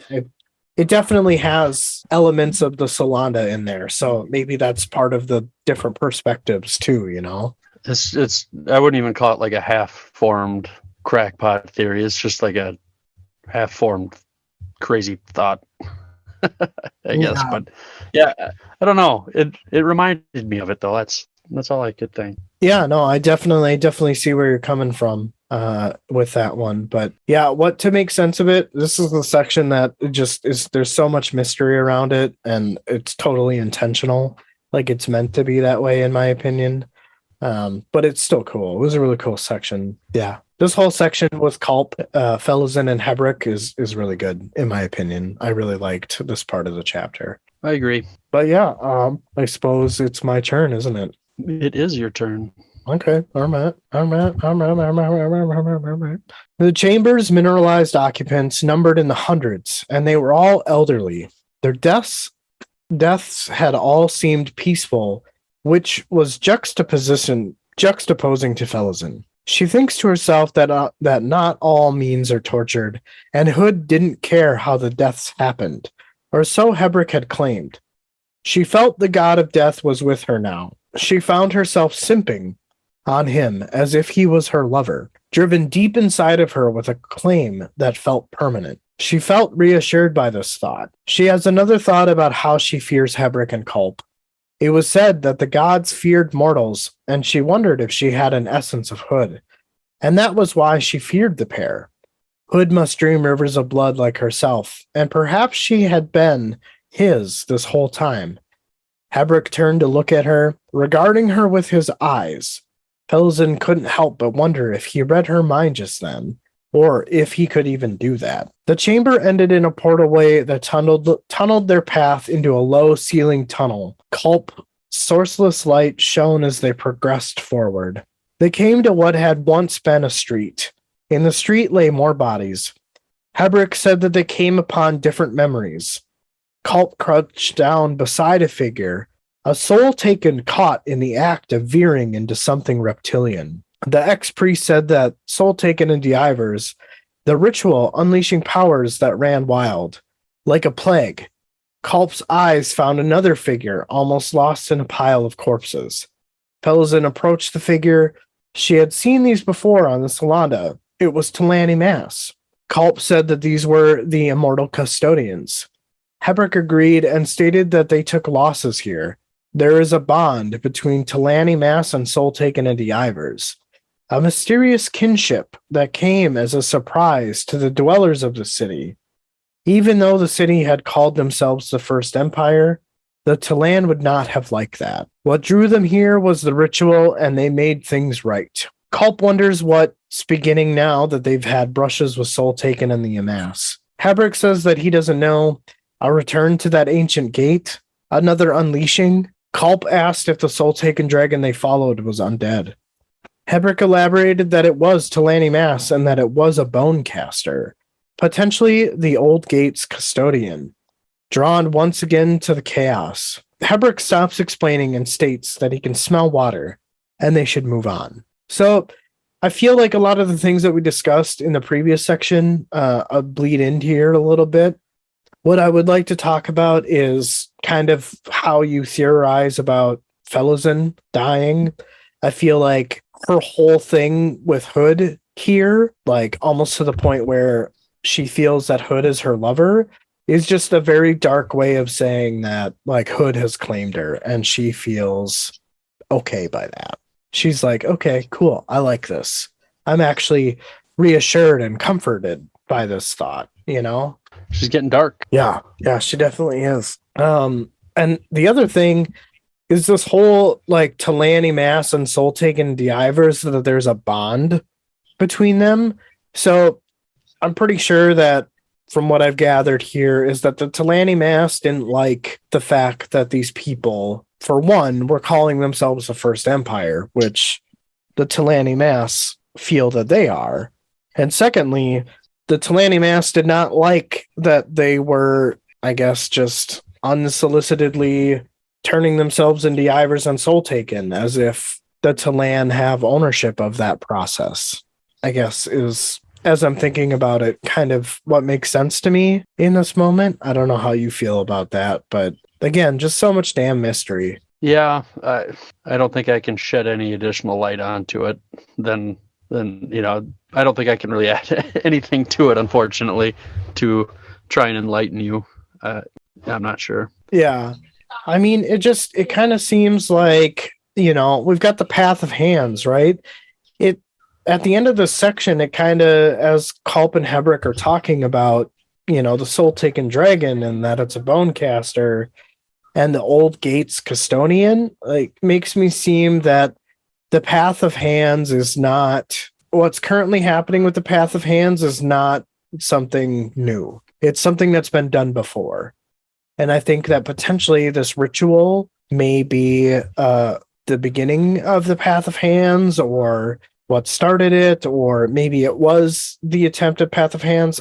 I mean, Path of Hands, from what I understand, is a way to gain ascendancy, right? Well, this ritual is a way of kind of going around that ascendancy. So maybe this is the Talani Mass's way of saying, like, no, you can't do that anymore. You have to go through this way. I don't know. Some good thoughts there, man. Ugh. I just, it's there, it's tangible. I understand what it is that they're trying to say, but I can't. There's so much surrounding it that I can't develop it into a coherent thought. So, yeah, but I'm ready to move on if you are. We'll see if we get any more clarity in the next maybe chapter here, I guess. Section 8. There was a pool in the center of the garden. The stones on the ground covered in plant life. Fruit hung in the trees. Overall, it was a garden thriving in the dark. In the water, there were fish that had no eyes. They darted for the cover of shadows as light brightened their world. Felison dropped to her knees, dipping her hands in the cool water. Hebrick said there was a residue of alchemies. Felison asked what he meant. Hebrick told her there would be benefits in drinking this nectar. Culp asked if the fruit was edible. Hebrick said it was when it was bright red 9,000 years ago. More mystery! Hooray! Yeah. I guess the thing that I thought cool, and it just made me think of the Descent again, is the fish that basically have been living in darkness this whole time, that they've evolved into being blind or using other senses to swim around. Yeah, I mean, I guess we have fish like that in the real world, so Right, yeah. it was usually they're like way down deep or like way in a cave, so it was kind of odd to see them like just in this little pool. But yeah, I don't know. I guess I kind of wonder like what kind of benefits are they going to get if they eat this old fruit or drinking the water. Yeah, either one. I don't know. I don't know what that would be. I guess we'll just have to raffle, right? I mean, we will. Hey, that's the first time we said that, isn't it? Yeah, we're pretty deep into the episode too. Yeah, for sure. But yeah, I guess I wish I had more to say on that because it's super ominous, but I got nothing. No, may as well continue on there, sir. All right. The thick ash hung motionless in their wake, far as Kalam could see. There wasn't a way to tell distance in the Imperial Warren. The path had seemed as straight could get. Manala is heard saying that they were lost. Keneb spoke in defense of Kalam and said that it was better than being dead. Kalam could feel Manala's eyes on him. She wanted him to get them out of the Warren because they were hungry and thirsty, and they didn't know where the fuck they were. Kalam thinks to himself that he had been visualizing specific places within Aaron, but why couldn't he get there? What was blocking them?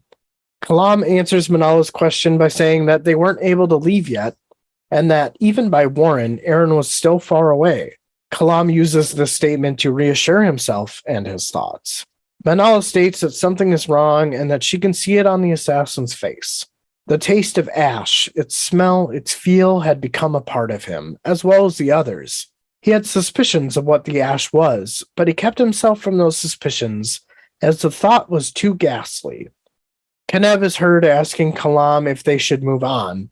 Kalam looked at Keneb, and even though the fever was gone, he knew he couldn't rely on him in a fight. Apt had disappeared, and Manala had no trust in the assassin. Kalam thought it would have been better if he was alone. Kalam nudged his horse forward, and the others followed suit. It was neither day nor night, but a perpetual dusk in the Imperial Warren.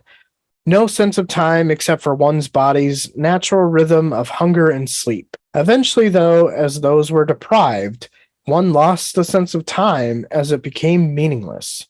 Kalam gets lost in thought, recalling a saying by the fool, which the sages of his homeland used to quote: "Time makes us believers.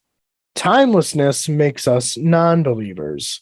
The sages would use this most often when scoffing at the lessons of history. The central assertion of the sages was to believe nothing, and believing in nothing was central to becoming assassin. His thoughts then moved to what he was taught about his dagger, and that it can quench firestorms but also start them. There, plainly laid out in his thoughts, that dagger point would lead him to the scene. Manala is heard saying that she sees clouds ahead. They were low-hanging clouds of dust with trails leading through them. Kalam said that they were as good as footprints, as they are similar to the ones they left in the dust. Kalam said that they have company in the Imperial Warren. Coming up to the trails left in the dust, Kalam observed more than one. They were bestial, and none sworn to the Empress had left these. Manala asks Kalam to look ahead. Kalam follows her pointed finger to what appeared to be a sinkhole of some kind. Keneb could be heard growling as he said to the group, "Was there a new smell in the air?" Manala said it smelled of spiced wood. Kalam got out his crossbow and loaded a bolt. Manala asked Kalam if that smell was familiar to him, and what should they be on the lookout for. Kalam said anything and everything. Kalam's horse approached the edge and he dismounted. He told everyone to stay back. He was shocked to see the layers when he peered down into the hole.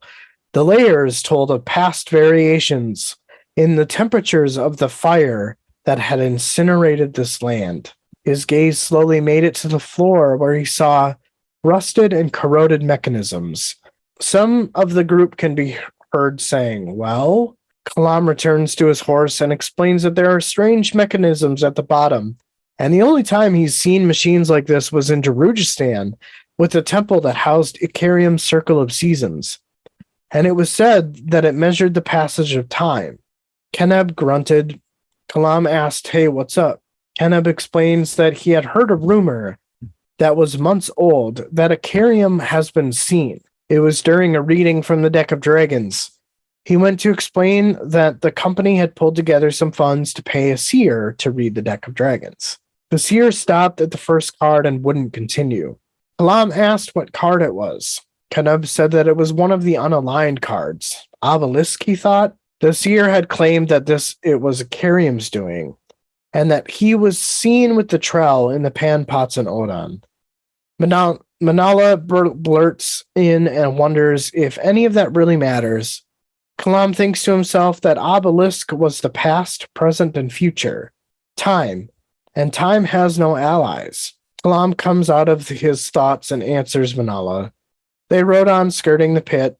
Kalam had the feeling that he wasn't traveling the direction he wanted to. The tracks and the dust suggested that they were moving in the opposite direction of the Diavers, which would have meant south. So, again, really cool section. However, very kind of point A to point B. I don't feel like I have a ton of stuff that I picked out in here. I don't know if you get the impression, but it kind of feels like either one of two things. The Imperial Warren is kind of like a dumping ground for bodies, whether that was like enemies or allies of the Empire, but that's kind of like what I'm getting the feeling of. Or it's just kind of like, the wildfires in California, where it's just the Warren is intentionally burned over and over and over again. But yeah, I don't know. I guess I don't really know which way I lean on that. Because like when he's looking in the sinkhole, he's observing the different layers of what I would imagine kind of like an old burnt. But to me, I think that they're just layers of dead bodies, and that's the ash that's in the air. It's gross. It's almost like when dust lands on your tongue or something, Yeah, I don't know. Very sensory. Very sensory. I guess I think I could agree with that with it being bodies. I mean, I guess, yeah, if you got a shitload of them, just go that way about it. Right. Like this is where you dump them. Just throw them in the Imperial Warren, AKA the mass grave. Right. Yeah. Right. 100%. And, I just, throughout this chapter, I get the sense that everyone seems to be at a point where they are lost in thought quite a bit. Like you see it with Felzen, Culp, Duiker, and now Kalam. And I'm wondering if they're just kind of they're wondering why they have continued on the way that they have. Like almost trying to I get the sense that doubts are starting to seep in their minds, and I think that it's beautiful at this point because everything for all of these characters has not been good. Like there's not one good thing for any of these characters that you can pick out. It's all just dread. It's all just when is something going to happen? Like this endless, like suspended, animation of sorts. Just when are we going to get to when we need to get to it? Right. Someday, maybe. Yeah. And it's just kind of like, I feel like Kalam a little bit, with his, recollection of the sages and, their teaching about being an assassin and believing in nothing. And, it's almost as if he's reassuring himself that he wants this goal, and I wonder if he's just like having some type of existential crisis. It's not very common that we see him so off guard, so unhinged. Yeah, it is odd for him, and we find out a little bit more from somebody else's perspective on that, I think, towards the end here. I don't remember if it's in this section or my very last one, but I think it's in the last one, yeah. So the only other thing is that the whole unaligned card from the Deck of Dragons, the Obelisk, like this is where I'm confused because he doesn't seem to have the same reaction he did when he stumbled across that like fake seer earlier in the book. And he says that the obelisk couldn't be applied to 7 cities. But here He's like, oh, it represents the past, present, and future, which my guess is Acarium, you know? So Acarium is the obelisk, but Acarium doesn't know that because he doesn't have any damn memories. Interesting. I thought that because who was talking about that? I thought like I had this moment where I was like, oh, they were there together, but they didn't know it at the time because they talk about it's Minala or whoever Keneb that group. They're talking about how they got a reading, right? Yep, yeah. And I was like, oh, well, that must have been. I guess I didn't know if they were they. Well, everybody got killed there, right? Right, yes. So it must have been before that then. My Okay, never guess, mind. I think that they're different seers. I don't think that they're the same seer. Yeah. I Gotcha. guess I didn't think of that as a Reading it, possibility. I mean, it could be. I thought it was, but maybe it wasn't. Hmm. Yeah, I guess I don't know. I'm not sure. But yeah, I guess again, I mean, a very point A to point B section, the mechanisms, I don't really know if I have anything to really say because I don't know what there is to say about it because everything's a damn mystery. I don't know what that is yet, I know it has something to do with Acarium, and Acarium is a very central character in this book, and I'm sure that it has something to do with time and memories. What? I don't know. Hopefully, we find something out here soon. Yeah. Yeah. But I guess if you don't have any thoughts, I'm cool to move on. Yeah. All right. 1,000 paces later, they came to a sunken road. Like the mechanisms in the pit, it was 6 arm spans down. Kalam dismounted from his horse and let it down. Surprisingly, he did not sink into the bank. It was not too steep, so that even the horse could manage. Kalam looked up at the others and said this went the direction they had been traveling, more or less, and that they would make much better time. Minala said they'd travel nowhere faster then. Once everyone made it down, the captain asked why they didn't just stop and camp here for a while. The air was cleaner, and they would be hidden. Selv added it was also cooler. Kalam agreed, though he knew they were getting short on water. They were running out of time. As their meal was made, Keneb said he wasn't encouraged by this place. Kalam grunted in agreement and said it could use a good sweep. Keneb said he had seen bonfires get out of control before. Minala took a drink of water and left, saying they could discuss the weather in peace. Kalam told the captain it was Kalam's turn for watch. The captain said he wasn't tired. Kalam laughed, saying they were all tired. They'd been breathing in so much dust they would snore louder than a stag in heat, and they won't get any decent sleep until they get this place out of their lungs. But first they need to know how to get out of here. Keneb asked when that would be, if he had any idea. Kalam said he didn't know. The captain kept talking, saying Kalam had crossed swords with Minala, and that wasn't good for morale. Kalam didn't respond. Keneb kept on, saying that Colonel Trass wanted a quiet and obedient wife to perch on his arm. Kalam said he must not have been very observant. Keneb said he was a stubborn man and had a philosophy that any horse could be broken, so that was his goal. Kalam asked if the colonel was a subtle man. Keneb said he wasn't even clever. Kalam said that Minala was both of those things. What was she thinking? Keneb shrugged and said she loved her sister. Tross wasn't going to be stuck on some backwater garrison for long. He used his resources and was maybe a week away from getting a new command, right as shit hit the fan. Kalam deduced this was Aaron. Kalam said that Minala didn't look broken. Keneb said she definitely was. Forced healing was the colonel's specialty. It was one thing to beat someone to a pulp, then have to wait a month for them to heal before doing it again. But if you had a squad healer that has gambling debts, you can break bones in the morning and have them healed and ready to go the next day. Kalam guessed that Keneb just saluted through all of it and turned a blind eye. Keneb said you can't do anything if you don't know anything about it.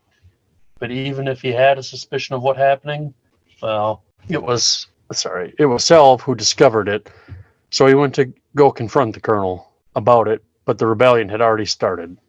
He walked into a trap that was already sprung, so he's only concerned about staying alive. Kalam asked how the good colonel managed to die. Keneb said he had just come to a closed door. Kalam said it was fine. As of late, he'd been able to see through them. Kalam said, looking at Manala, it didn't make any goddamn sense. Keneb said there are different types of strengths and defenses. She used to be close to Self and the kids. Now she just wraps herself around them like some armor. What she's struggling with is Kalam. He's done the same to her. Kalam thought she must feel obsolete. Kalam said her problem with him was that she didn't trust him. Keneb asked why he thought that. Internally, Kalam thought it was because he holds daggers she can't see, and she knows it. When he spoke, he said he imagined it would be hard for anyone who went through what she did to trust someone else. Keneb rose to leave. Kalam thought if the colonel was lucky, he had a quick death. And if Hood managed to spit him back to the world, he will kill him again, and it wouldn't be fast. Damn. Traz is kind of a dick. Yeah, I feel like this guy kind of came out of nowhere. I don't remember hearing his name before. I don't know if you do. No, not at all. I think this is Manala's ex-husband, right? Yeah, that's what I got out of it. Yeah. I think it's funny that I get the feeling that Kalam is definitely falling for her, and he feels a little guilty that he's holding so much information from her, because he's clearly picked up on a lot of, like, who she is, clever and smart and kind of broken. Yeah, definitely. But yeah, just trying to hold it all together for everybody else and the kids especially. Right. Yeah, absolutely. I thought it was cool. It was a nice little section that I don't know, just kind of refreshes your palate after everything that we've read so far. Just kind of established a new base. Nothing terribly going on. Nothing so action packed that you have to decipher. No mysteries here. Just very straightforward conversation. Right. So yeah, I guess that's me saying I don't really have anything to say about this section outside. Kalam is definitely fallen for Manala. Yeah, I get the only thing I would add is I get the sense he's starting to feel a little desperate here because he knows they're running low on food and water and everything. But yeah, I don't really have anything to add to it either. Okay, well, I guess I'll take my last section here. Sounds good. On his belly, Fiddler wormed down a slope. He held out his loaded crossbow. He thought to himself that Servant must be in several different bellies by now. All of Icarium and Mappo's skills had been pushed to the limit to keep everyone alive. The whirlwind, for all of its violence, was no longer an empty storm. Servant's trail had led them into more focused mayhem. A lance flew haphazardly from the whirlwind and landed next to Fiddler. They were in the hills, crawling with Shaikh warriors. 3 times Icarium had led them around, either Soul-Taken or Diver. It was if the shapeshifters wanted nothing to do with the Jag. Some type of mutual avoidance going on. To Fiddler, the likelihood that Servant still lived was small, but he prayed that the god's skill would serve Apsalar well. 2 desert warriors came out down below, panicked as they ran from something. Huge spiders swooped in and took them out. Fiddler couldn't help but wonder if they should have brought a broom. He pushed himself up and scrambled up the slope. He stumbled onto the top and saw the group huddled over a motionless figure. It was a young man, one of Shaikh's warriors who had had his throat slit. It was concluded that this was Apsalar's work. Crocus jumps in and exclaims that Apsalar's alive. The Jag adds in that so is her father. Fiddler tells them all that he thinks he'll just stay closer this time. Mappo nods to this and tells everyone that for the meantime, they themselves walk the path of hands. Fiddler wondered why that was. Apsalar would have her hands full if she accepted the rebirth. Fiddler, however, struggled to see any magnetism to the lass in leading any army. He could only think of a few people who had that ability. Fiddler had already made up his mind that Apsalar would assume the role. He found himself thinking that they raced through the whirlwind just to make it there on time to see the rebirth and Justin get a pie in his face. Fiddler watched Crocus, and something about the way the lad was walking made him think that Absalar didn't even give the lad forewarning before leaving. She dismissed him and his concerns. Well, I mean, she did that for them all. Hoost had a hand in this scheme because he sent her out here to seal the pact with reuniting with her father. Or if he was the girl, or if he was Absalar, he would have hard questions for Daddy. I thought the broom comment was really funny and well placed. So I think that would be probably on par for the Breaches humor, but I think I would probably go with the Breaches as the funniest moment to me. Well, you gotta have some humor in there. Yeah. Yeah, oh, absolutely. But I mean, again, another section where it's very straightforward, you know? Obviously these spiders are either soul taken or deivers, and they're walking the path of hands because they're out here with the deivers and soul taken. But outside of that, I got nothing else, except that I kind of feel bad for Crocus a little bit because I think that he thinks that his relationship with Absalar is a little bit more than what Absalar thinks their relationship is, if that makes sense. Or maybe that's just how he's feeling, rather. Well, I mean, I think it would be fair for him to, feel kind of abandoned if she just took off and left. I mean, I get you're going after your dad, but I mean, does she even know he was alive? Up until recently, and you just bail on. I mean, you're more or less your boyfriend, right? Right. Kind of sucks. Right. Yeah. Absolutely. So I feel bad for the lad, but I mean, I get her motivations too. Yeah. I can see both sides. But yeah, I guess I don't have anything. I feel like I said at the beginning, this whole chapter is just very straightforward with some mystery sprinkled in. Yeah, I didn't have. I know you said you didn't really have anything there, so I don't have anything to add either for you. All right then. Well, last section here. Yeah, I think we can definitely take it away. All right. Pearl stood before something that roughly resembled a door. All Astara could do was watch. He turned to speak, saying he was confused. There were complications, and he was torn. Lestara asked if the assassin had left the warren. This opening didn't look like the other. Pearl said no. This was a detour, but it was not his only concern. They were being tracked. Lestara suggested that they double back and they prepare an ambush. Pearl said, "Go ahead and find an ideal spot then." She looked around at the flat around them and asked about the raised humps they had passed before. Pearl said to forget about them. So she asked about the pit. He said that wouldn't work either. And for the time, they're just going to have to ignore whatever it is that follows them. She asked about the possibility of it being Kalam. He said it isn't.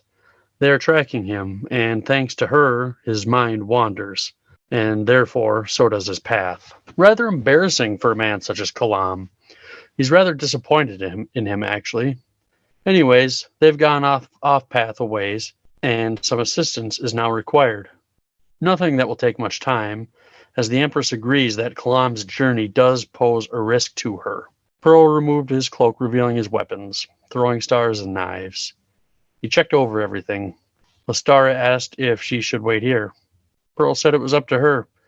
He could not guarantee her safety, as he was heading into a battle. She asked who the enemy was. He replied it was followers of the whirlwind. She unsheathed her sword. He said they would arrive in the dark, and there would be fog also. Their enemies were Tithansi and Semk. Their allies Wiccans and Marines of the 7th. She knew this was Coltane's group. He also said they need to remain hidden. If help appears once, they will come to expect it. He also warned her of the Semk demon, and to stay away from it. They knew not of its powers, but apparently it does have a temper. She said she would stay right behind him. They went through the portal, and instantly she lost Pearl, but there were 4 Tithansi in view. A sharper did its damage, and then she finished them off with her sword. She saw Pearl. He was running and jumped to turn a throwing star. It caught its target right in the head, but did not slow him. Lestara switched to her crossbow and fired at the Semk. It went low and caught him in the midsection, and that had much more effect than the throwing star. The target went to its knees, and Lestara saw its mouth and nostrils were sewn shut. She knew this was the demon. The Semp straightened and outstretched its arms. Whatever it did, they couldn't see, but it sent Pearl and Lestara flying. She landed hard on her hip, pissing herself at the same time. Pearl landed on his feet next to her. He gave her a knife and said to finish herself off once he was gone. It was coming now. The demon was only a few feet away. Pearl stood between them with knives that dripped red fire. He had already accepted the fact that he was dead. Suddenly, something came from the demon's left. As readers, or I guess I felt like this was the Ep.15 that was being described. It hit the demon like a truck, thrusting its arm into the demon's belly before ripping it out. The Ep.15 held something in its hand that radiated fury. The air around them went icy. The Semp's body seemed to fold in on itself and stagger back. The child on the Ep.15 made a grab for what it held in its hands. The Ep.15 threw it into the mist. The Semp stumbled after it. The Ep.15 turned to look at Pearl and Lestara. Pearl whispered thanks as the portal formed around them. Lestara thought they were safe. A moment later, she was unconscious. Ooh, yeah. So, again, very action-packed section. I thought it was cool how, well, maybe not cool, but interesting how Pearl is kind of shitting all over Kalam at this point, but Kalam is not in his element. And I guess Pearl just is not accepting of that, is kind of the feeling that I'm getting about it. But it also kind of seems deliberate. Like somehow Pearl is influencing Kalam's indecisiveness. Or maybe I'm just reading that wrong or read that wrong. I mean, it's definitely, well, I don't know. Because do you think Kalam knows he's being followed? Do you think he has like an idea? Or do you think he just thought that, when they went through the portal that maybe it was going to close quicker and they'd be fine? They wouldn't be being tracked? I think so, yeah.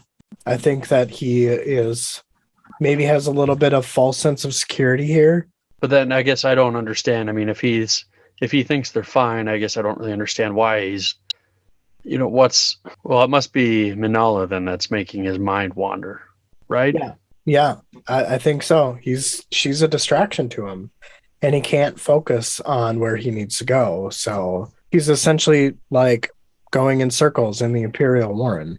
Because, I mean, how else would Pearl recognize that Kalam is not Kalam and that he's kind of disappointed by him because they're the ones following them? And Pearl's probably going like, what the fuck is he doing? So my best guess is just kind of like an observation from Pearl. And I think it's a good one. Yeah, I think so too. I don't think it was bad. No, not at all. I guess, do you question why Aptorian is helping these two out? Because it kind of seems a little bit against the grain of what Aptorian should be doing, right? Like, I guess I've always viewed the Aptorian as someone against the Empire, which would be Pearl and Lestara here. Didn't Shadow Throne tell Aptorian to track those that are tracking Kalam? Or the assassin? But not help him. Maybe it was there in the moment. I don't know. It posed a threat to Aptorian. Yeah. That's about the only thing I could come up with.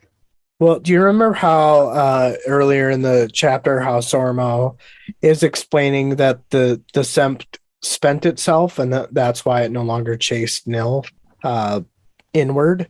And do you think it's because Aptorian just demolished the Semp and that's the reason why it stopped pursuing? Could be. I guess I don't know. Food for thought. And then I guess my only other thought is Lestara and why she went unconscious. Yeah, I'm not sure about that either, because I mean it's not like she was, well, I guess she crashed on her hip pretty hard, but yeah. I got the sense that she like broke her hip, I guess, but and pissed herself. Yeah, I don't know. I mean, if it was just I didn't really get the sense that she was like overwhelmed with pain or anything, so I don't know. Right. Yeah. Huh. Maybe she's just in shock by what she saw. Very well could be. Or maybe, I don't know if there's something to going through the Warren, if she did it too fast or too many times or something, and she's just not used to it. I don't know. Maybe there's a little toll to be exacted whenever you go through one. Maybe. Very possible. Yeah, I guess another great section. I didn't have any issues with it. It's just a very action packed, very point A to point B. I don't know Yeah. if I have anything else to say about this particular section. Well, should we try to make some predictions here for what's going to happen next? Let's do it. It's hard because the only thing, the only one I can make a prediction on is Coltane, and I mean they're going to keep running. I think that's kind of a given. I don't know if they're going to in the next chapter, they get to the other river or not, but I mean we know there's another battle coming there. They've already said that much, but I feel like when we get to that point that this one's going to probably be a little bit more staggering. It's going to be a little bit more of a bloodbath, I think. Yeah. I get that feeling too. Yeah, I mean it makes sense to me. I would agree. Yeah, I don't know. I don't think I could make any good predictions as far as what's going to happen next for really any of these other groups of people that are out traveling around. I guess my predictions are, I think Culp, Hebrick, and Malazan, I think that they uncover more of this abandoned, flooded city, and maybe there's some more answers there. I think that Fiddler, Apsalar, Crocus, Mappo, and Acarium, I feel like they come across Servant and Shaik's body. And then with, I guess, Kalam, Manala, Kaneb, Selv, and the two kids, I think that they are going to spend maybe another chapter kind of aimlessly walking around the Imperial Warren, but maybe there's some conflict in the group because Kalam has lost his confidence. And maybe he gets to the point where like he recognizes why he's distracted and he just talks that out with her. I don't know. But I think those are pretty good predictions there, Justin. Oh, thank you. I try. What I guess to you, what was the most memorable thing about this chapter? I think just like Duiker and when he's crawling through the tunnel and everything with just how much he hates tunnels. That sticks out quite a bit to me in that part of the story. Yeah. I would say the Hebrick's ranting about the Jade Finger, and then also just the idea of the malevolent Semk god corrupting the spirits that devour, one of the spirits that devoured it, those are the two big things that are sticking out in my mind. Yeah, there's a lot of good moments in this chapter for sure. Definitely. And I know the next chapter is like another 50 pages, and we only have 2 more chapters in the chain of dogs here, and then we're on to Deadhouse, which is the last subbook.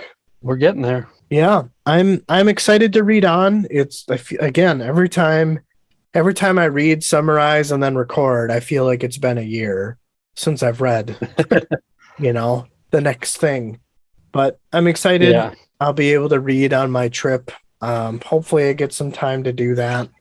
But I think I'm going to bring Gardens of the Moon with me if I finish that chapter, as well as my Red Bull book. So you go prepared. I go prepared. Yeah, dude. Great episode. I got nothing left to say. I feel complete. Well, we didn't do this at the beginning here, so we gotta make sure to thank our patrons, Jan the Picker of Pies, Luciana, and Ryan the Topological. Yes. So thank you guys. Yes, thank you very much for your patronage. I know that it'll probably be a couple of weeks before you hear this episode. I apologize for the delay in getting these episodes out to you, as well as the rest of our audience. But yeah, it'll be fun. When I get back, Yeah. I'll get cracking on the editing. Well, we'll have a couple in the bank there, so we'll be all right. Right. Yeah, absolutely. But hey, great episode, sir. Definitely was. Well, I hope you have a good trip. Have a safe drive on your long drive there, and enjoy the trip itself. Awesome. Well, thank you very much, sir. I'm sure that we'll talk, and I guess let me know how your podcast show goes with Dave. Yeah, we'll see if it turns out. I hope it does.